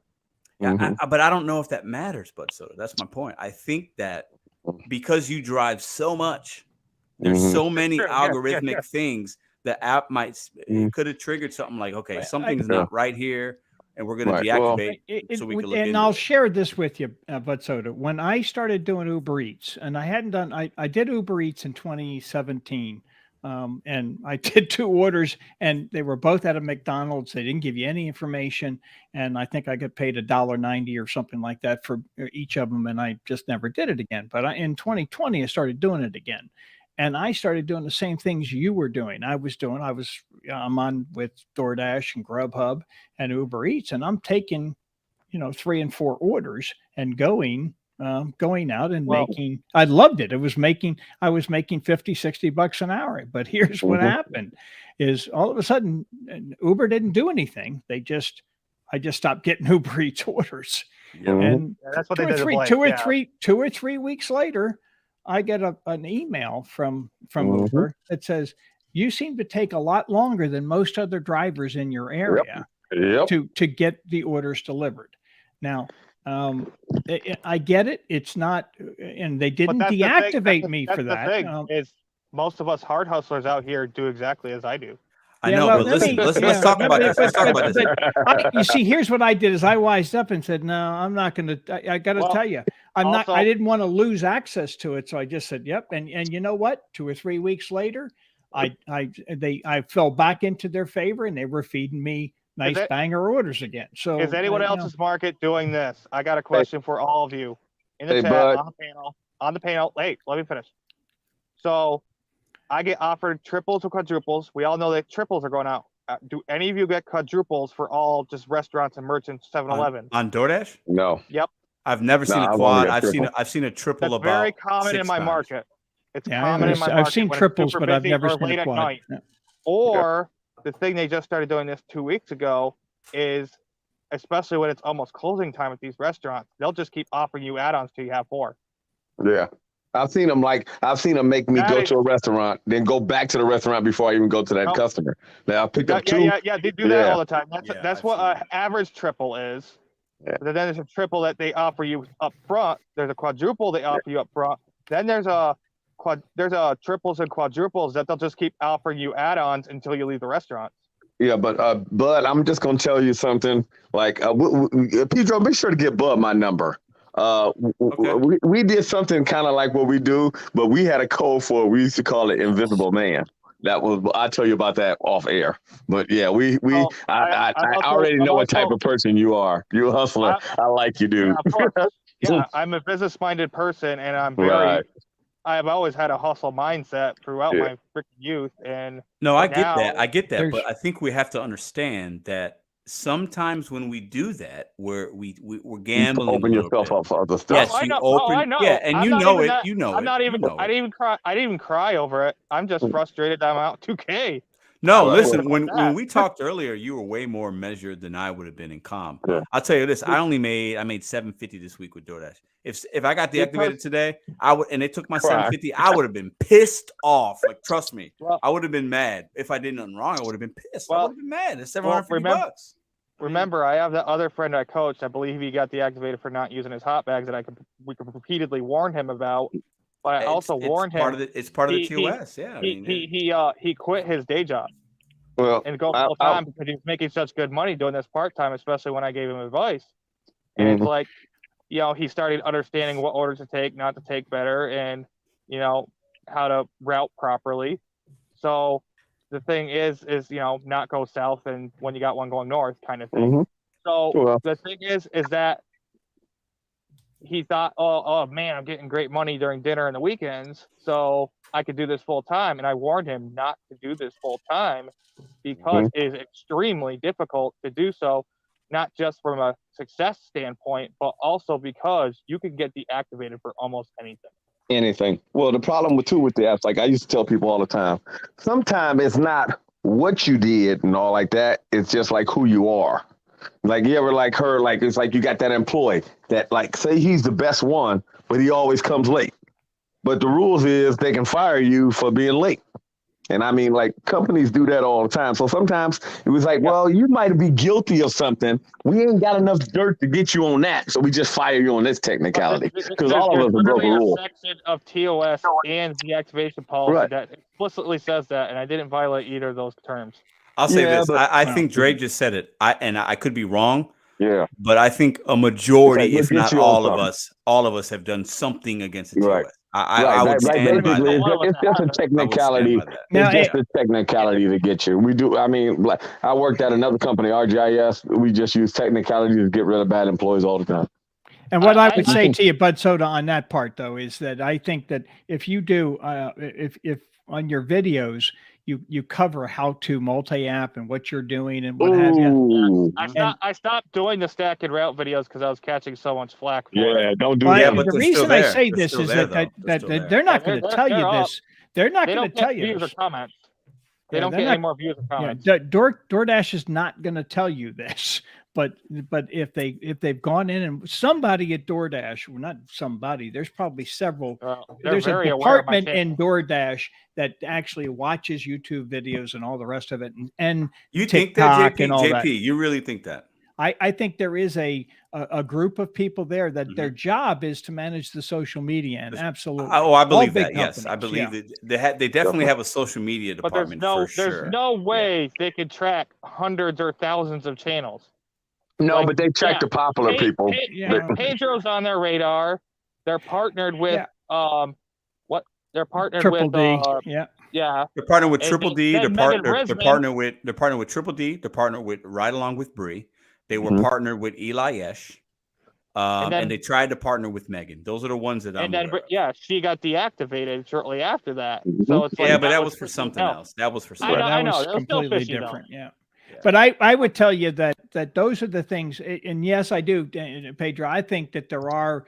I think they do it. I think they do it through what people would commonly call AI, but I think they have a computer that actually searches through and looks for certain language, just like they do with in the other algorithms, and they and they pull out information, and something pops, then they go through and they and especially something if it's paired with some sort of a complaint. Okay, that for instance, with the one that got deactivated, she doxed she did. That's why she got she doxed a customer, and frankly, that's the right thing for them to do, is to get rid of. And they had bad interactions between Megan's comments and subscribers, and there was like harassing things going on. So they had listen. I'll say this on record. I said it before. Megan got deactivated, and I didn't feel bad for her. I'm sorry, I just didn't. But she wasn't even using DoorDash as her main income anyway, so she didn't care. She was fine. She didn't care. She's gonna be fine. She didn't. And I was gonna say, she was saying all along, I'm gonna quit doing it. So and you know, I used to watch all of her stuff at the beginning, but it did turn into just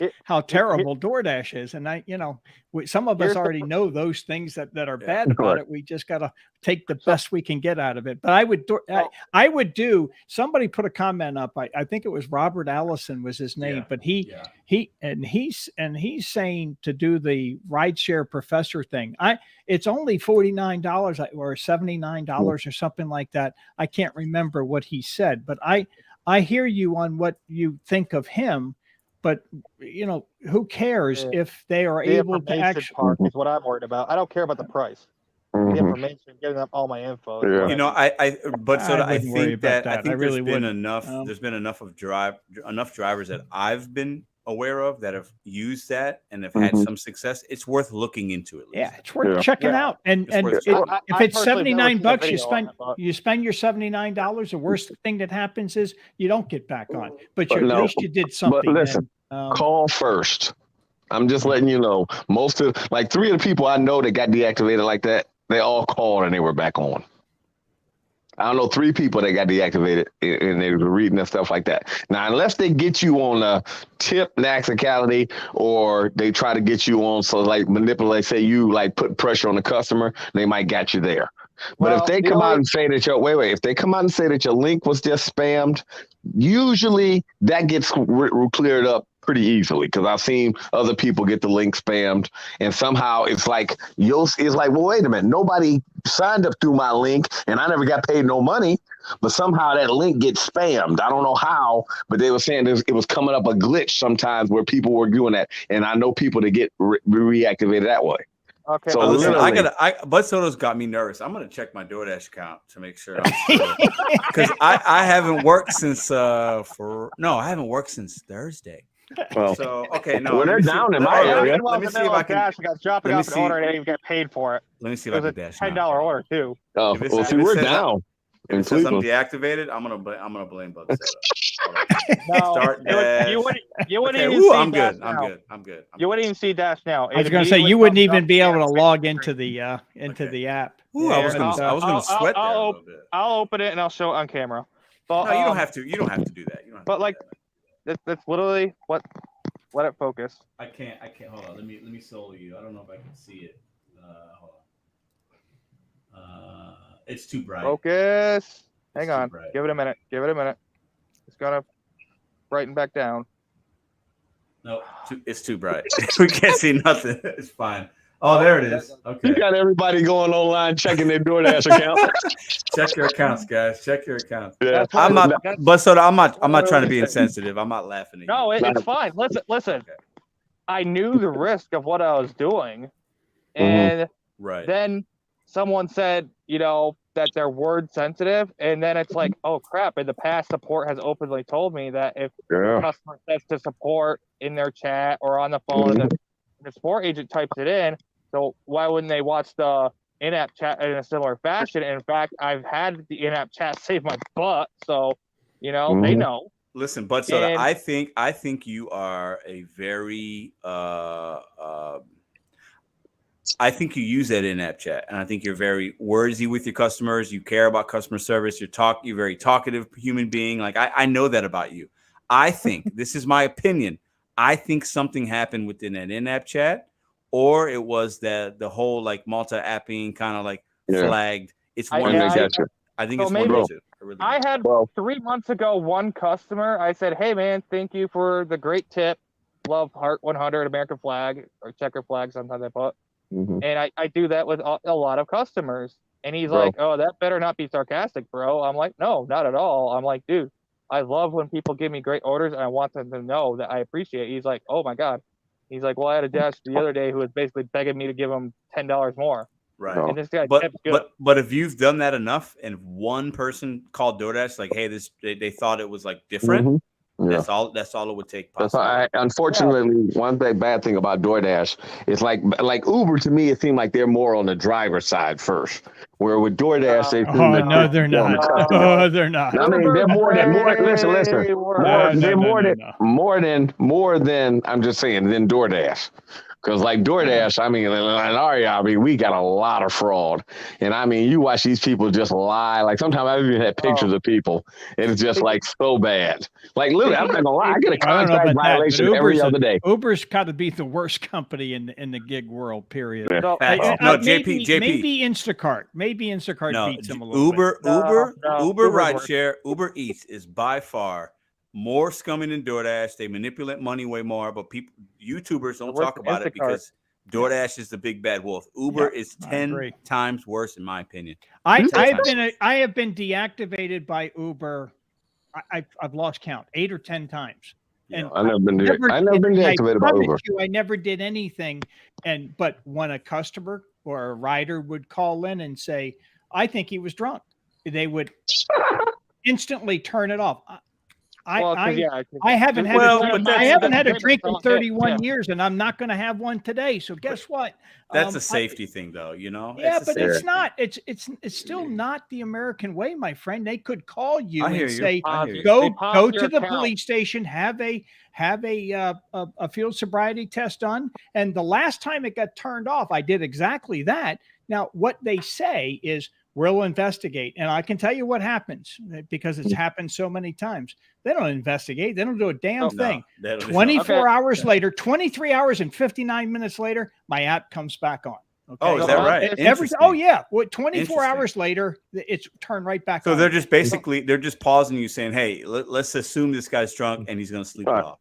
Yeah. Because this is the problem. You could be under make this. the claim that they went and did something to prevent it for the future. When in fact, like I said, I don't drink. So it's got nothing to do with that. It had to do with somebody just paid $82 to go 2 miles and they're pissed off about it. Okay. That's why. Listen, from a business point of view, this is the reason why they do it that way. Because this the problem is you say, I think he was drunk, but a lot of problems is a lot of people are getting high and they're using stuff that won't come up in it. And that's the reason why they do the 23 hours and 59 minutes. Let me tell you something, my friend. You can do all kinds of tests that today. I don't care what you're taking. I can find a place that'll test for it and make sure that it's there. They just call it over. But no, I'm just trying to say is they call it they say most of the times is this. They're not gonna send you somewhere and say, well, we got to make sure that he wasn't smoking marijuana or he didn't pop an edible or something like that. Right. But that's why you go find a cop. And like I said, the last time I did it, I was in downtown Raleigh. Okay, it was a Saturday night. I was all set to make another probably $200 for the next 3 hours, and of course I knew what happened as soon as it turned off, right? And I went and found a cop, and they did a field sobriety. He actually signed the report and gave it to me the next day. And, but JP, but it was already turned back on again, huh? Listen, you piss somebody off. So evidently, they may have not. Like nowadays, it could have been that that you wore white socks instead of blue. The way people get upset over any little thing, and they just call in a lie, and then they just knock you off for 24 hours. Yeah, well, that's literally what the world is coming to. Like any little thing. That's another reform we need, and the only ones that can do that is Congress. Right. So that's the bad thing about it now. Like just give an example. Being paused. May I say something? So when I first went full time in 2021 in December, there was some bad winter storms, and I was out with my pickup truck. And Grubhub has these missions too. So I was more focused on Grubhub than DoorDash. But the times were so tight that I didn't make a single damn one on time because I could go 35 to 40 at best during the whole time. And there was like only 3 of us drivers out, literally. and this is before DoorDash was pulling the plug easy. So, like, they paused me and put me under investigation, and I appealed saying, hey, man, it's literally winter snowstorms up here, lake effect, look up the weather, and you can look up the news reports on it, and then your times are just way too tight. I'm going past a secure gate, even when it's clear. I barely ever make anything on time. At the time, I was making like 1 out of 10 on time, single lapping. 1 out of 10? That's how tight the times were. That's crazy, man. That's now 1 out of 10? Now it's the opposite. They must have listened to me because they actually changed the timelines. Now it's like 1 out of 10 I take, and I was single lapping obviously earlier. It's like 1 out of 10 of those orders I was late on.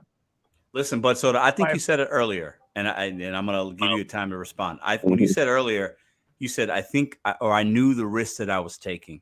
Yeah. I think you went to the well one too many times. That's my opinion.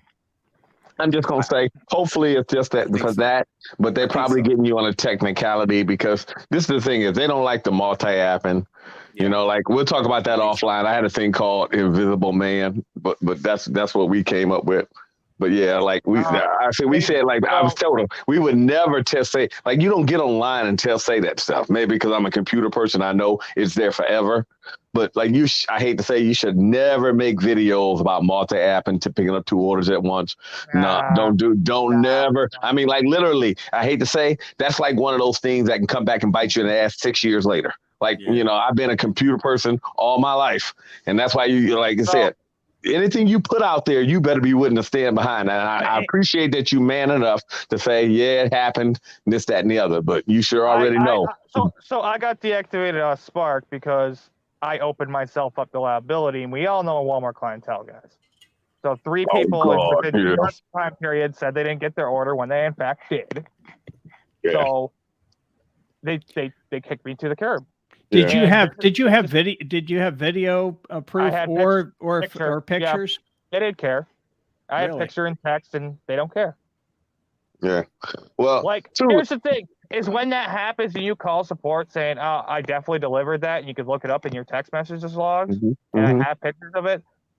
They're like their script saying, "Oh, we believe the driver. We know that customers get upset about their stuff being out or something, you know." And they say they didn't get the order, which I've had happen on Instacart, by the way. So I've had people report order not because I had to refund half their order, you know? I had it happen on Instacart, like my 3rd or 4th order.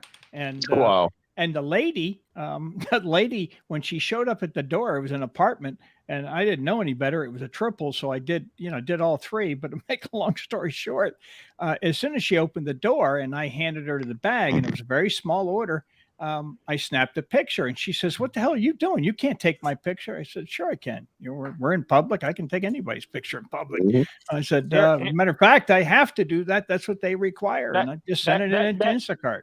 That should be part of the customer TOS, which no one reads, but maybe make it like upfront in bold lettering. Well, it is there. It's there. As part of agreeing to delivery services, you agree to have a photo and or video taken.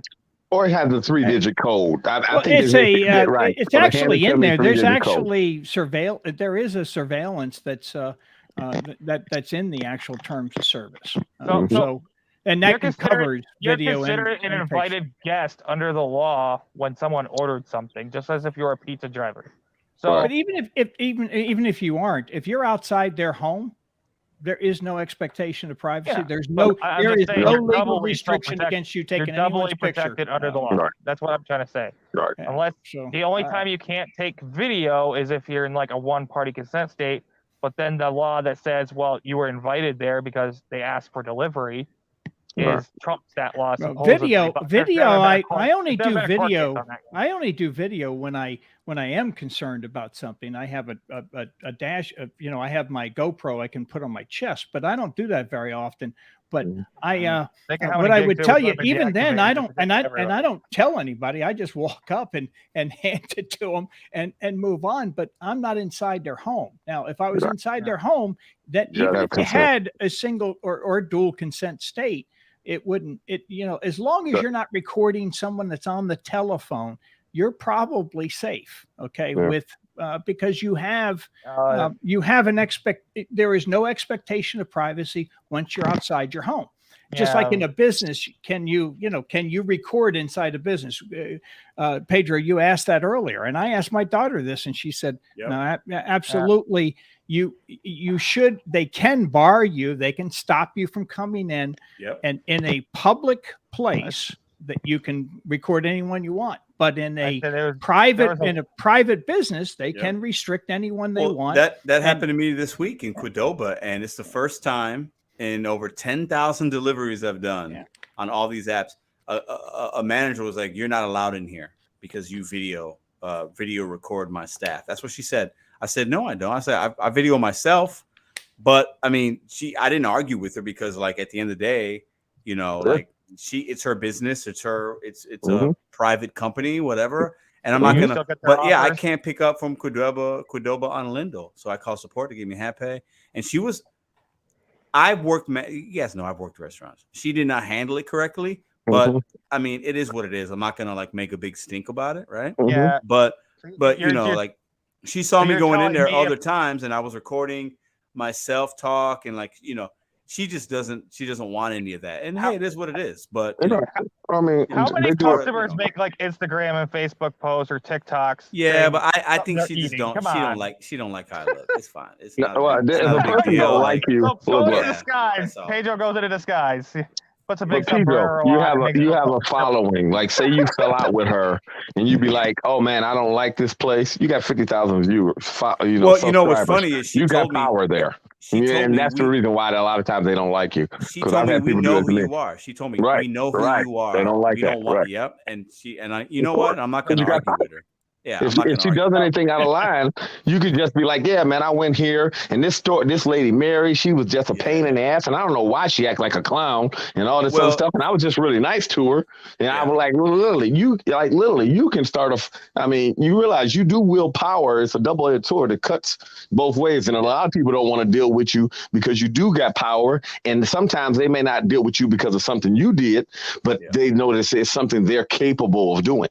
Well, I also remember I made a short several months ago, and it was I walked into Qdoba, the same Qdoba, and they were fucking packed, busy. And I videoed. I remember this because I remember I videoed it was a short, it was like 10 seconds. I videoed the KDS screen. They showed all the orders are all in red. I made a video like, "Hey, if you walk into a restaurant, like this, hey guys. Turn around and leave. So I think that's why you got of course. Now we got that. Now we got that free unassigned thing. Yeah. So at the end of the day, like I'm not mad. Wait the 6 minutes, boom, done. But all she had to do, if I'm her, what I do as a manager, I say, "Hey, I see that you got a YouTube channel. I appreciate you picking up orders. Can you just not record when you come in here?" If she would have told me that, I would have been like, "Hey, you know what? Damage already done though. But the damage is all. Unfortunately, it's all in the way they say it. But I get it. But I want to just end professional. With what I would say to you, just advice for you now. You do whatever you're going to do. Yeah. Because this is what I really believe. I believe if you were to send it on Twitter and it would get some traction, start to trend, they don't want that kind of stuff. They don't like that's bad for business. I don't have Twitter. Well, it's free. You're free. You put it. You set up an account in 5 minutes. So I would tell you, you will get more traction. You'll get more traction with that. But I also would say to you, when you file the appeal, if you haven't done something truly fraudulent, like stealing people's food and having 15 or 20 different times where you took products and all the rest, or you sent a bunch of texts to people saying, "Hey, you're not tipping me enough, add to the tip," and all that kind of stuff. No, yeah, exactly. Unless you're doing something like that, I do think they're going to be reasonable, and they're going to say, "Okay, here's a guy who does. If you can earn $2,000 in a week, they got you on the multi-app, buddy." I mean, but what they want. What I got to believe they want people that do that, because what they publish, I tried to find it, but I couldn't find it, and I know I have it saved on a hard drive. But last year, their numbers. Pardon me? Because Glassdoor says the average in my area is 19 to 22 for most dashers, and if you are a large order driver or a full timer, it can be up to 25 average, and full time is considered 40 to 60 hours. Well, what I was going to say with this was that last year when Tony Hsu went through his year-end stuff, he on one of his investor calls, he said that I believe the question was how many drivers work more than 40 hours a week, and it was 19%. And I could have the numbers wrong. It could be. No, hold on. That doesn't seem accurate. 1.9, maybe 1.9. Yeah, no, 19% of the total. 19%. It was either 19 or 21% worked more than worked 30 full-time hours. Anyway, let me finish. Okay, the bottom line in it was the 80-20 rule works real well because they also they and I'll tell you what it was. It was 21% do that, and they complete 79% of the orders. Definitely. I got plenty of people. That's below deactivation. Huh? Wait. Oh, wait. You mean, okay, never mind. Of the total orders of the total orders. Yeah. And that was what his answer was. I just can't, and it's in there. It's in their supplemental sheets. I just can't find it. I couldn't find it when we were looking at it because there was a question earlier about, how many do they really care about full timers? Right. I think they do. I think they do. I clearly, think, if they reached out to me, they do. Hopefully you just got it on a glitch. Yeah, I would say if you're contrite with them and you go through and you say, "Hey, I just want to get back on," and tell me what I did, and I'll make sure it never happens again. It's not going to hurt, okay? Because you don't know. If they tell me don't mention tips at all, even thanking them, okay. But listen, don't make no more. Much, or don't say the word tip, And bro, don't talk about no damn multi-app 2 at a time orders. Okay, that's why. Like if you notice, we came up with a term. I know because we thought of that because we thought about we can get online and make a DoorDash. We thought about making a YouTube channel. When DoorDash themselves is giving me 4 freaking orders to do. Yeah. And all 4 of those orders are like, oh my god, thank you, because it's getting close to close and they're thankful to have their food. Yeah, but no, we thought about doing that actually then because, like, remember I told you I've been in the process of working on the channel. We thought about doing it back then when with our quote invisible man thing. That's what we came up with. But then we started reading the terms of service, and invisible man is against the terms of service. If you one of the new terms of service, they very clearly define manipulating your location with an app. So if you hide your location through an app, not just force stop, I mean actually an app, or say you're here when you're actually over there, they're going to get on you. Not to mention, DoorDash automatically shuts down anyway when you do that. I've seen screenshots of it. It'll just automatically not let you do anything, and it'll come up with a message saying, we understand that, we see that you're using an app that manipulates location. Please turn it off. Yeah, you can't spoof the GPS. That's already in the terms of service. Been there for a time. But I'm just saying what the actual app does, because I've seen many screenshots of that. Hold on, guys. I got to ask. You don't do any of that, right? I mean, you don't do that, right? No. So that's not it. I got to ask, Matrix, are you still with us? Is he there? He's been quiet. Okay. Probably fell asleep. No, I got somebody that wants to come on. So let me remove the Matrix. And we have, Bud Soda. I think you're about to get it, bro. You ready? You ready, Bud Soda? Yeah, let's go. All right, hold up. Listen, it's late night, so we're good. We're gonna have a good time. Listen, there we go. Hi, Roy. All right, Roy, give it to him. Emergency live stream tomorrow for you, Bud Soda. You know what's funny is I was going to comment on you, then we kind of got sidetracked. I almost said something about you, then we started talking about something else. So, I know, Roy, listen, I know as an independent contractor that I have to take self-responsibility for my actions. And this is why I didn't get, overly upset, immediately post a rant on YouTube, and why I kind of was hesitant to disclose it. No, that's fair. I didn't want it to be a big I didn't want it to be a big mess.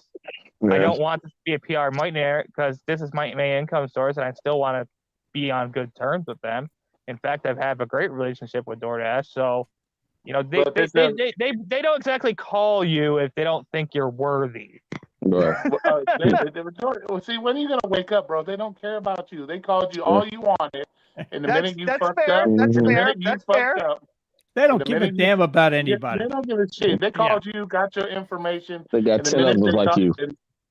That's and the fair. minute you That's fucked fair. up, they canned you. But I They still canned you see the it minute as a great opportunity, and I still see other apps doing more dirty things.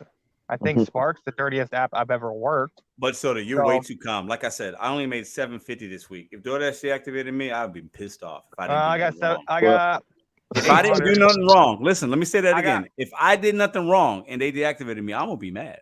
Well, And TJ, I would have made a dude, video right away. Trust I me. would have made a video right away. Trust me. I already bought some liquor and beer, so Oh. I'm gonna go and blow some steam off, and I'm just trying to remain professional. So my roommate's sitting here blowing me up, saying, "Where the hell are you?" But TJ gonna be sitting there with a Dash and Direct card next week. So what you're telling us is you got deactivated and you did nothing wrong, is what you're telling us? long story short, yes. Okay, then I'm gonna This tell you you're week. full of shit. I'm gonna tell Like you you're this full week. of shit. He did nothing wrong this Anything week. that deactivated- According to what they deactivated me for, I did nothing wrong. Hold Right, on, this listen. week. Hold on, guys. I want to hear. I want to give Roy a couple minutes. Go ahead, Roy. Go ahead, Roy. Then I'm gonna tell you you're full of shit, bro. Just because you haven't found out things that you've done in the past have not been brought to your attention, don't mean DoorDash isn't paying attention to your account. Okay, we see this all the time with rideshare people and other delivery people. They do these things, and because they're not aware, they're not warned about it or whatever, they think it's okay to do. And then all of a sudden they're deactivated, and then you're like, "Oh, I did nothing wrong." Trust me, these apps keep track of everything you do, whether you think it's wrong or it's right. They're keeping track of everything you do. Yeah. And at one point, you're gonna get that one. You're gonna get it to the point they're just gonna say, "You know what? This I know guy's it's a a risk. liability. He's gone." And to I know answer Pedro's and answer to Pedro's question, no, Domino's don't care because Domino's was gonna fire me last week. Really? So because of a situation in my background, they did another background check, different background company than the last one, and found what I had in my background from the Lyft incident, and they were going to fire me. And luckily, my boss said I'm not going to fire him, and so I still have my job. But yeah, they don't care either. Roy, let me ask you. That's freaking ridiculous. They had to have known. Hold on. They did know. Hold on. Let me ask Roy a question. So what? Let's say that boss isn't there in a couple of months, right? What are you going to do? Are you worried about that? Are you worried what could happen? Like, have you thought about that? No, actually, I've already talked with my boss. My boss is transferring to a different store, and he said he wants to take me with him to that store. Okay. You better go. You better go. That's what I'm. I mentioned that because I think you should. Yeah, that's probably a good thing because you never know. Go. Somebody else might come in and not feel this. Might not have the same relationship with you. I want new blood. And they might say, excuse. they might say, "Fuck this guy." You know, we don't want him. Yeah. We already know I have poor customer service skills. So I lost. I got a questionable background. I lost a job like that too. Honestly, I've never done anything like that. I've forgotten drinks. I mean, we all do it, but okay, I'm gonna cut this. I'm sorry to I'm getting blown up here, Roy. I'm sorry to not be on screen with you very long, but I knew the risk I was taking. According to what they told me, I did nothing wrong out of the ordinary besides the fact that we were discussing. Because I'm saying the word tips in app, they might have. Okay, can I stop you right there? Can I stop you right there? You just answered the question for all of us. Right. I asked you. You said that you don't feel you did anything wrong, but then you just turned around and said, "I knew the risk of what I was doing." You're contradicting yourself. Yeah, you look at that as a contradiction, but any of us who do these apps, even if we only single app, there is always a risk that we could get deactivated for any reason at all. And the more you work, the more exposure you have. Just the same thing I got deactivated off freaking Walmart Spark for. I opened myself up to more exposure and liability. Yeah, but if you feel you did nothing wrong, then how can you sit there and say, "I knew the risk of what I was doing"? You were obviously. I know the risk of working these apps, making my money, working all these hours. In fact, I put the most time in on DoorDash alone because I don't have Uber, and Uber barely ever gets orders past midnight in my market.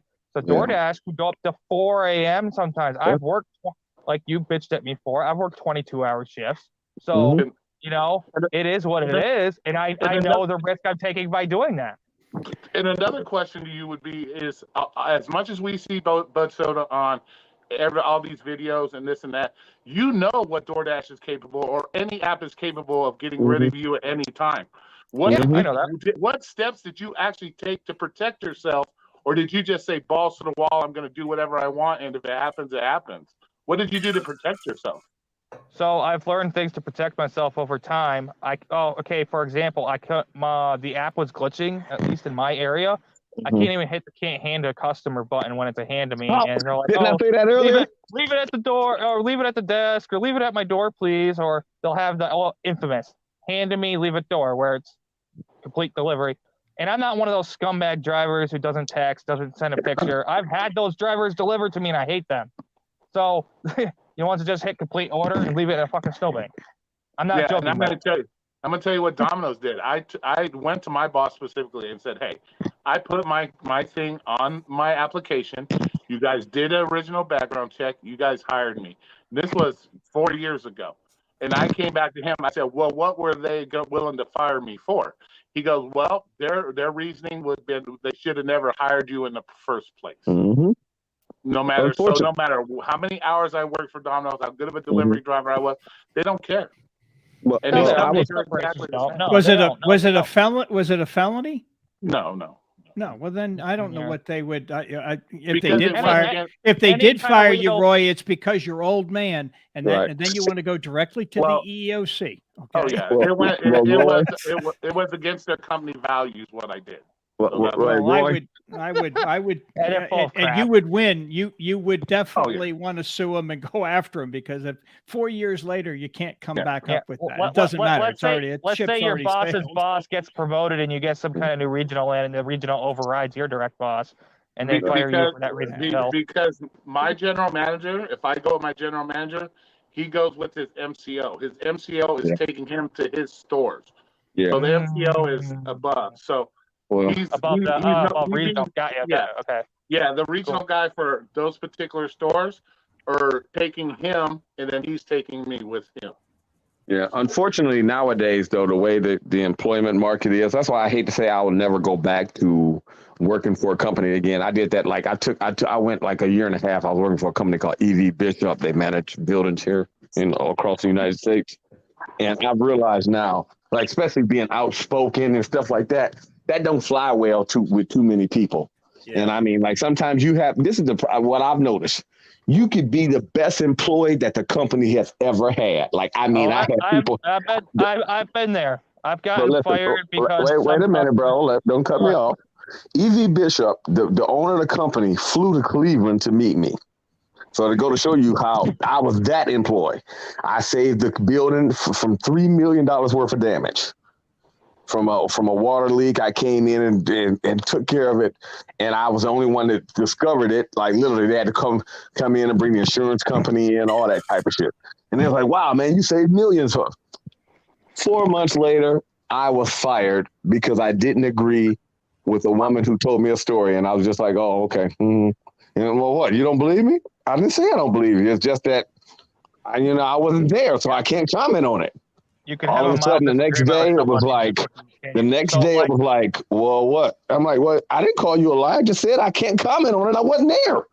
Yeah, and then it was like, all the employees hated me. And it was just like, wait a minute. The owner of the company flew out to meet me 2 months ago. And now I'm fired because I didn't, I just said I wouldn't comment on something you guys did. We're all replaceable, especially as DoorDash drivers. We are extremely replaceable. Yeah, we're more replaceable than Roy. Roy has more protections than we do at Domino's. Yeah. Oh, he's got a lot more protections. They need him way more than they need me. And if they do fire him, they've created a compensable event. And believe me, the short version of this story for me is I learned a long time ago, 25 years ago, having to write a check for $12,000 to somebody that we caught stealing. And I sat there with a federal judge, and he just turned to me and my lawyers, right, and said, you guys want to go ahead and write a check to this young lady because this isn't going to go well for you. And he wasn't going to let us leave, okay, until we came to a number. Now he can't tell me to do it, okay, but we did. We wrote a check for $12,000, and we caught her stealing from us, okay. So and that's what the EOC. That's the power in those kinds of complaints is that you can. I'm talking about as an employee, especially if they do something egregious. And in this case, somebody else had caught her stealing before and didn't fire her. And that's a whole different subject. But bottom line is they should have, but they didn't.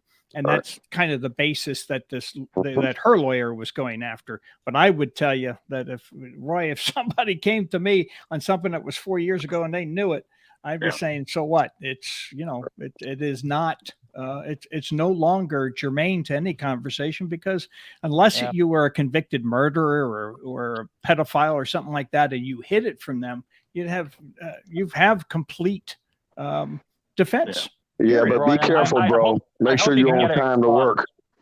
But listen, be careful, bro. Make sure you're on time to work. Like dot every line, cross every T. Because most of the time when they try to fire somebody and then they can't, then they're going to look for any reason. So just make sure you model employ. I ain't even going to lie. You got a mouth like you said like that. You kind of hard. You're not a good customer service. I would shut up. I wouldn't say shit at work now.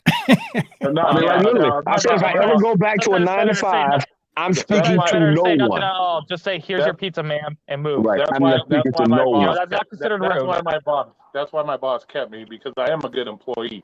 Yeah, I might do some crazy shit, but it's not. Don't speak to no one. Yeah, I could imagine how I mean, we talk about Dashers. I imagine you've ran across some idiot delivery drivers. Yeah, but I bet Roy doesn't. And Roy, you tell me, you respond. Like I bet Roy, he fucking shows up. He's on time. And you need drivers. Like if you're a company at Domino's, you need people like Roy you need people to show up. You know what I'm saying? Like even if this customer service might not be on par, like he's admitting, Roy's going to show up. I bet he's going to go to work. Can you come There's help value in that, So if I was in the hospital, I need their 4-hour shift covered on Friday. Can you come in, Roy? Roy would probably say yes. No, Roy would say. Okay, Roy said no. Would say no. But also, what they understand is not only am I a driver, but I can do everything in Domino's. Right, you can do pizzas and everything. Yeah. Well, and that's why it's just so surprising. It sounds like they have a new person who just doesn't know what he's doing yet, because getting it, especially in the pizza business I am familiar with. That's the last position I had before I retired, and I'll tell you what, somebody who shows up every day, knows how to do everything, very valuable, very valuable. And I only an idiot is gonna listen. I'll say this. Me and Roy, like if I managed the Domino's and Roy was one of my staff, me and Roy would be fighting every day. But I'd look at him and wink and be like, just go fucking deliver some pizzas, dude. And he'd look at me and wink, and he'd wink back like, all right, motherfucker, whatever. And that would be that. Hey, I've had that manager. No, that's exactly what it would be. We smoke a cigarette out in the back together. We'd yell at each other, but that's what it is, right? Like in restaurants, you need people like Roy. It's but fine. Pedro, this is one of the things. We talked about that last week. Hold on. Let Roy respond. Go ahead. Yeah, me and my general manager have had some mad blowouts, and he still said, "I am not going to fire this guy because he's reliable. He does everything. He does what I need. He's not." So, and we've had some. I told this guy straight to his face, he's a kiss ass, and I went off on him and told him he likes to play favorites. So if anybody would have got fired, it would have been me. I would have fired Roy a few times, but he would have been back. It's fine. Like, you know what I'm saying? Like in a restaurant. You really need the help. Okay, Roy, you need to calm down. Come on back. But Pedro, I've been in places where people got fired from there 4 times, and it was their 5th time back, they told me. But Pedro, we talked about that last week. We did. I think we got another guest in here, Bobby. Yeah. But we talked about that last week. We were saying that our employees are hard to find. But if you notice that these jobs are still firing good employees. So literally, that's why I would still watch your background. I ain't gonna lie, man. For now on, because you know that they tried to fire you. Employees left and right. But I can fire you for whatever reason. I can make Check the Pedro proud of me because I have not shook a soda up since the beginning of the year. Bro, listen, Dead ass. Roy, I am proud of you for that, man. Because I giving you shit about that. You know I have. He don't shake them up. He just drop them on the floor once. That makes a bigger explosion. Nah, don't you? Every week. Come on. Nah, No, that's what you do. okay. You drop it, you bang it one time, and that gives the better Come on, explosion. man. Why you gotta give up Okay, the guys. seat if it accidentally flies off the seat when I hit the Well, brakes? see, I can't bro, they don't call me judge for a reason. I pay attention to exactly what you said.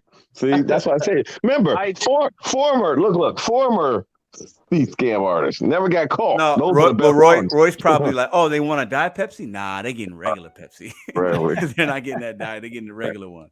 Oh, we got another guest in. Hold on. We got Bobby. Is this Bobby down below? Is this right? Yep, says Bobby. Yeah, this is me. There he Yeah, is, the man, yeah. the legend. What's up, man? How you doing? Yeah, I don't know what's wrong with my stuff. Ever since I downloaded OBS, it's messed up and I can't figure out how to fix my stuff. So that's why you don't see my face. Oh, it's fine. I know the voice, so you're good, man. I don't know. Something's wrong with my stuff. I can't figure it out. So it's a blessing. Probably a lot of people just ate Bobby, so they don't want to see your face anyways. Right. Oh, damn. Shots fired. Oh, does that make you feel better, Roy? This is a late night edition of the show. I see. Roy's gonna shake your pop up. Anyways. Oh, wait a minute. You work at Domino's, Roy? Oh God, you already know what you used to do to the pizza during the AIDS epidemic. Hey. I don't know anything about that. But so I think remember, he work at Domino's. You should know that's what lost y'all market share. Back in the day, I run into my Domino's drivers all the time, and they go further than any other pizza joint. Well, because I can't deploy to DoorDash, so they'll go out to the airbase. They're like, "Dude, I make great money because we're the only pizza joint that'll come out here, and we don't just deploy it to DoorDash." So, because there's still some people like the cash tip, but it's very rare. But anyways, what I was trying to say is that they have begged me several times too, but I want to get my last 3 points across real quick so I can get out of here and go drink a beer. But Soda, you got 1 point. Go, not 3. 1. You're right. Yeah. You got 1. Go ahead. Pick one. Pick one. Okay. Pick the one out of the 3. That's the best. Okay. I'll go with the biggest one. All right. The more hours you work, the more liability you open yourself up to, the more likely you'll be deactivated. Sure. No, I think that that logically makes a lot of sense. Hey, Bud Soda, be good. Hey, keep your head up. You know, do what you got to do. You'll be fine. You got 30 damn apps. You'll be okay. You'll be all right. All right. I'll just leave it on Instacart a little more.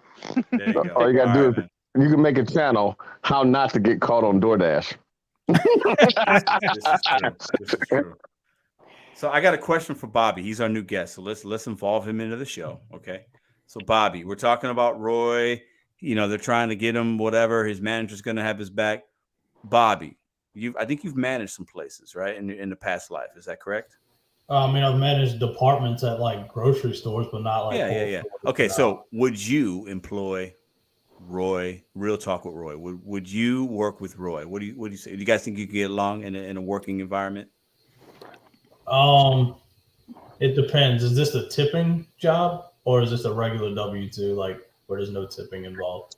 A tipping job, because that's what we do here. We make money on tips, so yeah, tipping job. Roy's gonna be mad, but I'm gonna say no. I've seen Roy do some shit. Unfortunately. Okay, but a regular W-2, you'd be fine with it. Yeah. Okay. Absolutely. I think Roy would probably be a pretty fun guy to work with because he's always gonna be something engaging. You know what I mean? Yeah. And Bobby, you haven't seen nothing, man. Come on now, quit throwing the motherfucker under the bus. Can you at least look at me when you lie? Jeez. Yeah. So Bobby, what's up in your world, man? Anything new? Anything you like to share to the people tonight? I mean, the only thing is obviously I changed my channel name, as you noticed in the chat. Well, I thought it might have been you. That's why I was asking. I wasn't really aware of that. So what's up with that? Well, so a couple weeks ago, I got kind of fed up. And I was kind of unhappy, and so I kind of stepped away for about a week, besides the lounge, and I kind of figured out what I wanted to do next, and I realized that I was allowing myself to be involved in stupid nonsense that I shouldn't have been involved in. It was frustrating me. I got to a point to where I stopped loving YouTube to the point where I almost considered just removing my channel and being done with it altogether. Because I wasn't sure. I was spending, as you know, we've talked about, I've spent way too much time on it. So I was like, well, let me try this, let me try that. And a big part of the name change was 2 reasons. The first one was because anybody that really knows me knows that I'm not really Southern like at all. Like I don't really fit the mold. You don't have a Southern accent either, so no, and I don't really like I don't really like eat a lot of Southern type food, or I don't really do all the stereotype things that people think of. And the second reason is because I kind of felt like my name had gotten like attached to a lot of negativity, so it was almost like a fresh start for me. If that makes any sense. Sure. I know a name change doesn't like change the person, but it kind of helped me like reset and go, hey, you know, I can do something different while still doing it somewhat the same, if that makes any sense. So I've been honestly over the last like week or two, I've spent the least amount of time on YouTube than I ever have. And I barely go live, and I know I essentially don't really do much with my channel anymore, but it's honestly the best thing I've ever done. I haven't been this happy since I started my channel, basically. And, you know, it's some people aren't going to understand where I'm coming from because some people don't get it. But it was just mentally exhausting how much time I was giving to it. So I just decided instead of continuing to give my negative energy, I was going to focus on what makes me happy, which is just sporadically going live and, you know, just being entertaining when I can, you know what I'm saying? So yeah, not having to feel like you had to do something. Correct. Right? Correct. Yeah. No, listen, man, I've been watching a lot less YouTube because of like this or that. And then, and I feel good too, man. So I can relate to that 100%. Like, you know, for me, it's like you should want to do it for fun, not because you feel like you have to, right? And yeah, it should be like that. You should want to do it for fun because you want to be there, or you want to go live. It shouldn't be like I have to do this, or what's somebody going to think, or what's somebody going to say, or somebody's going to take your words and screw them up a little bit, right? So I think that's good, man. Good for you. Yeah, I mean, like I said, it got to a point to where it started to feel like a job versus just like a hobby. And I always told myself that the day that it stops being fun is the day I'm going to stop doing it. And a couple weeks ago is when it stopped being fun for me. So I'm kind of having fun again. You know, I'm just kind of doing my thing. And I never did it for the money, obviously. So that's not what any of it's ever been about. Never be about that for me. So I'm just kind of enjoying myself at this point. How long have you been a YouTuber? Less than a year.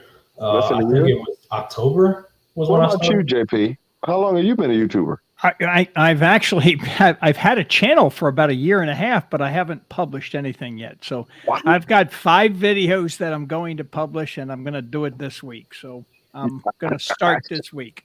Well, you want to hear something funny? What's that? I've actually been on YouTube about 10 years. I used to run a show, and I stopped for a while, and I was working with another, you know, he was a big content creator, and I was like his right-hand man. And I was like his first one, like that. We fell out, but then like I sit here and laugh. This YouTube world, after a while, I think you're going through that first year, that second year itch where it's like not fun and all like that. But you have to get back to where you say, I'm doing it because this is a reason. You know, because if you guys, so much crap, I ain't gonna lie. Have any of you played like online games? Like on like a gamer? I haven't. No, yeah, I believe that I used to tell people, I said, if you ever become a YouTuber, you need to, I think that all YouTubers, the recipe should be, you have to play 6 months of online gaming. I said, because you will learn to take an insult and it will not bother you. Like, Oh, especially like no, when you yeah, play there's- like, yeah. right. Like play like, I'm talking about like something like Call of Duty where, you got a little kid, 7, 8 years old, Yelling at calling you the yeah. N-word and all that crap. And what can you do? Yeah. Not a damn thing. And Yeah. after a while, the insults just roll right off. Like people would get, I can dish them out, but I said, you just learn it, either hit them back with something that make them hurt, or you just let it go. It doesn't even bother you anymore.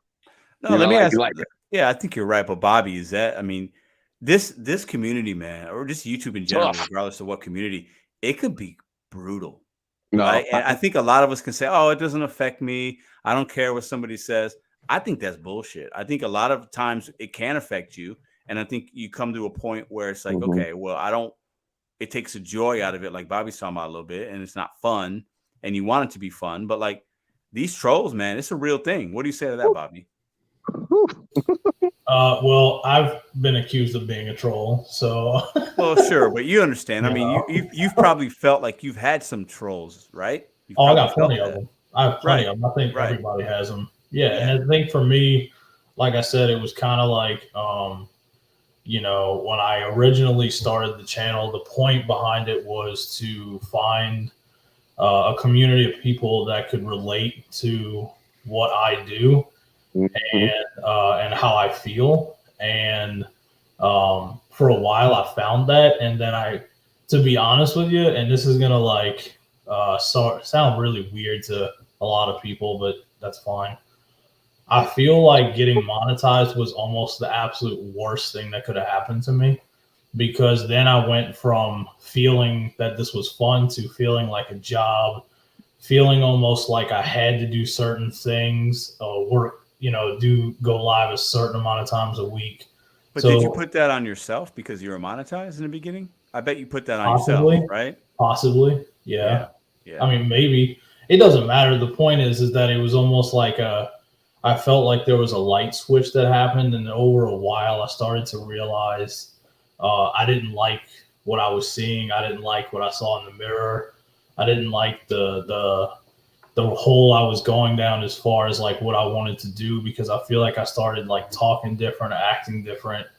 So I had to kind of take a step back, do a little self-reflection, and realize that I was taking a lot of this way too serious. So I needed to kind of reassess and decide what my choice was going to be. And I'm in a good place and I'm happy, and that's it. I'm good. I'm not battling with anybody anymore. I mean, I have my opinions. I'm still a very opinionated person, but the days of me like making reaction videos to stuff that people say, I'm done with that. Hey, Bobby, Yeah. Can I give you a word of advice from a person who, like I said, I came from I started in one of the content creators. Somebody in the chat room already mentioned who that person was.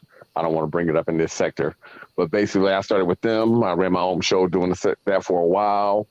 Then he kind of blackballed me when I first came out, because anybody who really affiliated with me, he hated. And a lot of people don't like the trolls, because the trolls will go after your family members and do everything. It takes a real strong person. But after a while, what you do is this is what you do, Bobby. I ain't gonna lie. The first thing you have to do is to remember this. Go ahead and make your content, right? And don't even watch their videos or pay any attention to the people who talk about you. And that's that's the most difficult thing to do at first, because I would say so say you have an opinion. I believe that people should wear blue shirts because red, the color runs or whatever. Well, always batten down when people say, hey man, you should wear the red because blue doesn't, and just make your points like that. Don't worry about trying to discredit them on any other thing. Just stick to the facts. And I hate to say, you will win 90% of the battles that way. And I hate to say, you won't waste any energy when they are talking about you, because you're not watching this shit. Yeah. And then on top of it, think about it. And then when they come, the beautiful thing is when they talk about you and hating you, that actually brings more people to your platform. Because a lot of people. Amen. Yeah. And I agree with you. I agree with you. I'll tell you this though. I'm no longer looking to win or lose battles. If it is, it's at the end of the day, people are going to think what they want to think. The people that want to support me, they support me, and if they don't, then that's their choice, and that's fine. Well, that's right. But just stand up for what you believe in. Like with me, I don't do the content. As I said, I'm gonna get back into it.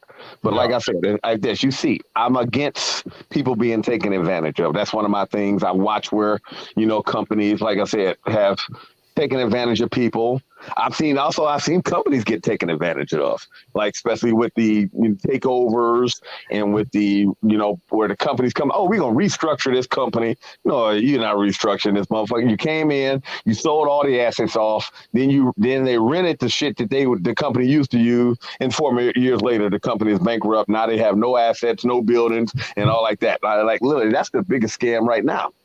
I mean, yeah, so you see, it just comes around, and there's just different ways for different people to be taken advantage of at certain times. Yeah. And it's just keep doing your thing and realize, hey, just make the effect that you can. Don't worry about, hey, man, somebody always going, like you see people, man, he got a tinfoil hat on. No, it's just that, I used to kind of manipulate people and steal that way. So, I'm thinking like a thief. I mean, you realize, hey, man, if when you think like this, you open the door up to where somebody who was thinking like this and wanted to take advantage of you, they can manipulate you and have you thinking that. Right. And that's the bad thing. So what you got to do is just realize, do your own thing. What makes you happy? Don't pay no attention to. Hey, you want them talking about you. If they ain't saying your name, you ain't doing right. Yeah, and I'll tell you this, Judge. This is my thing. I agree with you. But I will say one last thing, because I'm kind of reading the comments and I hear things, behind channels and stuff. Don't think for 1 second that just because I'm kind of a soft-spoken person that I can't rip somebody's head off just as quickly as I want. I'm gonna tell you, look, I'm a fighter. I can't do it. Bro, I'm a fighter. I've knocked out people plenty. I've been in probably 200 fights in my life. I actually will have a problem. I actually like to fight. I actually enjoy the fact of physical contact with another human. But then I had to bring that in and bring it in to say, now I only fight people who I don't fight nobody I know I can beat. And I only fight people who are actually threatening me or they're threatening to harm me.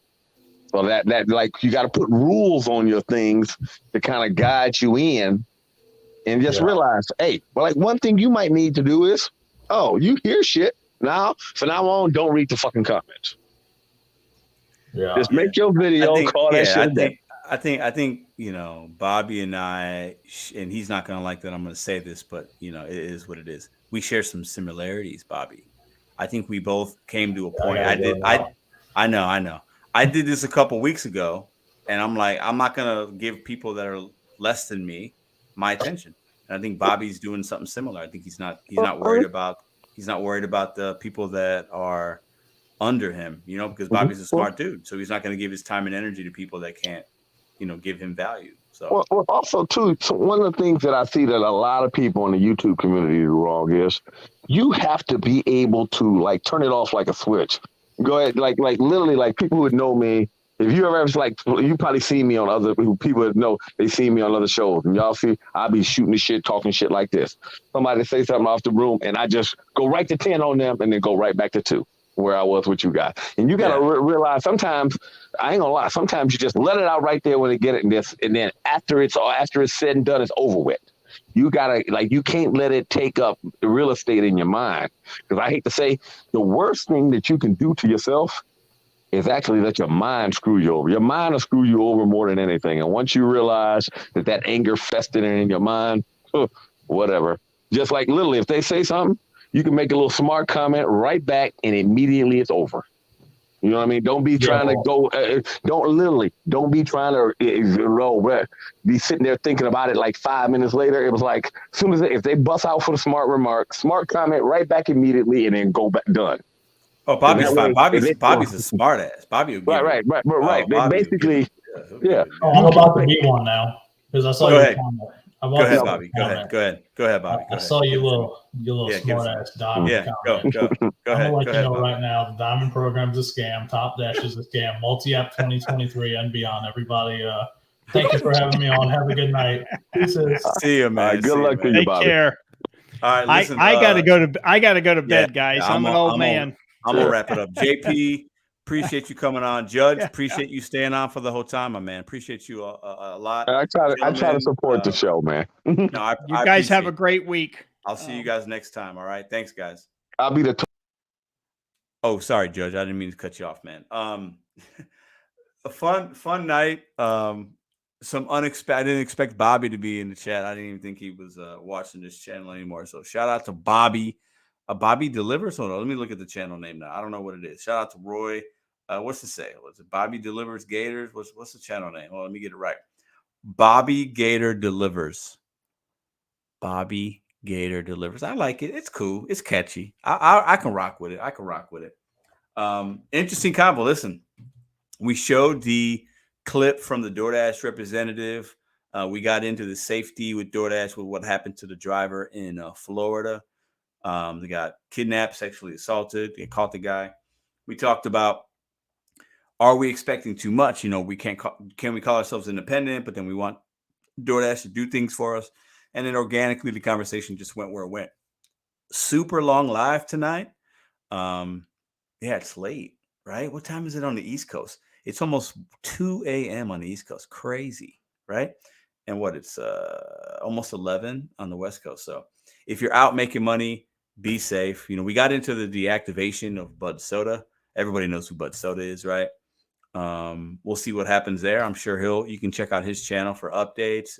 I'm sure he'll let me know. Maybe we'll update it next week for a minute to see what happens. But listen, we are independent contractors.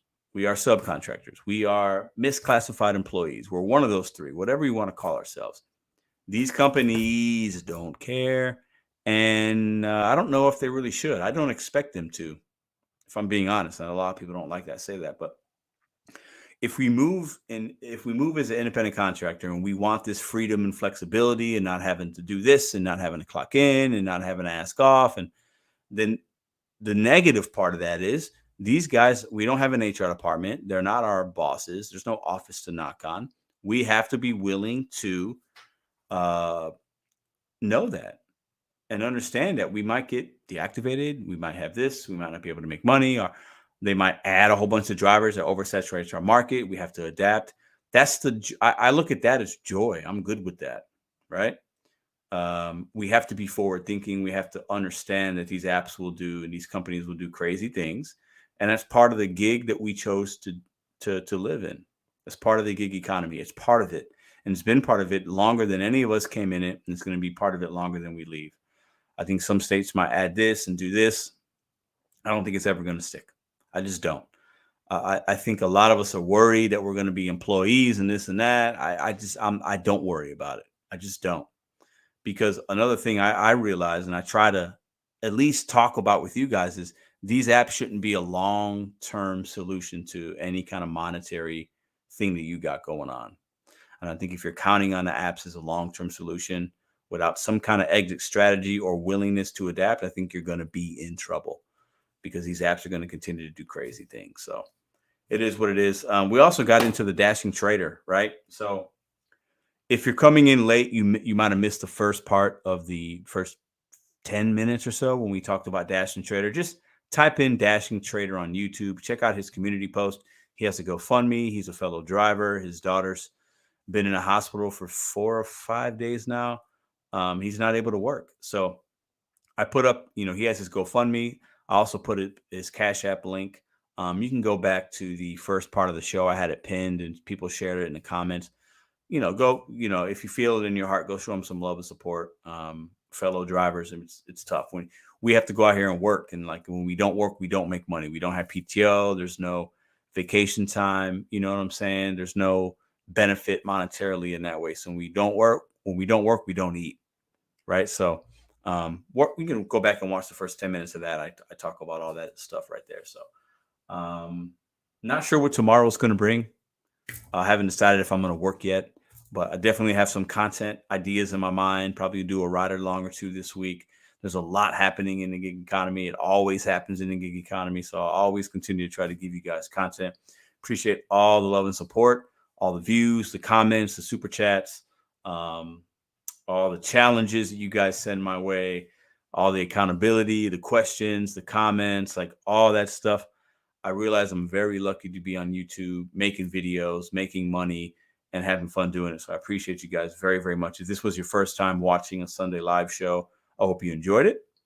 And I hope you got some kind of entertainment, some value, some relatability, some positivity, some information. I hope you got something from it. Consider subscribing if you're not subscribed. Hit the thumbs up, all that good stuff. And I'll see you guys tomorrow. Have a good rest of your night.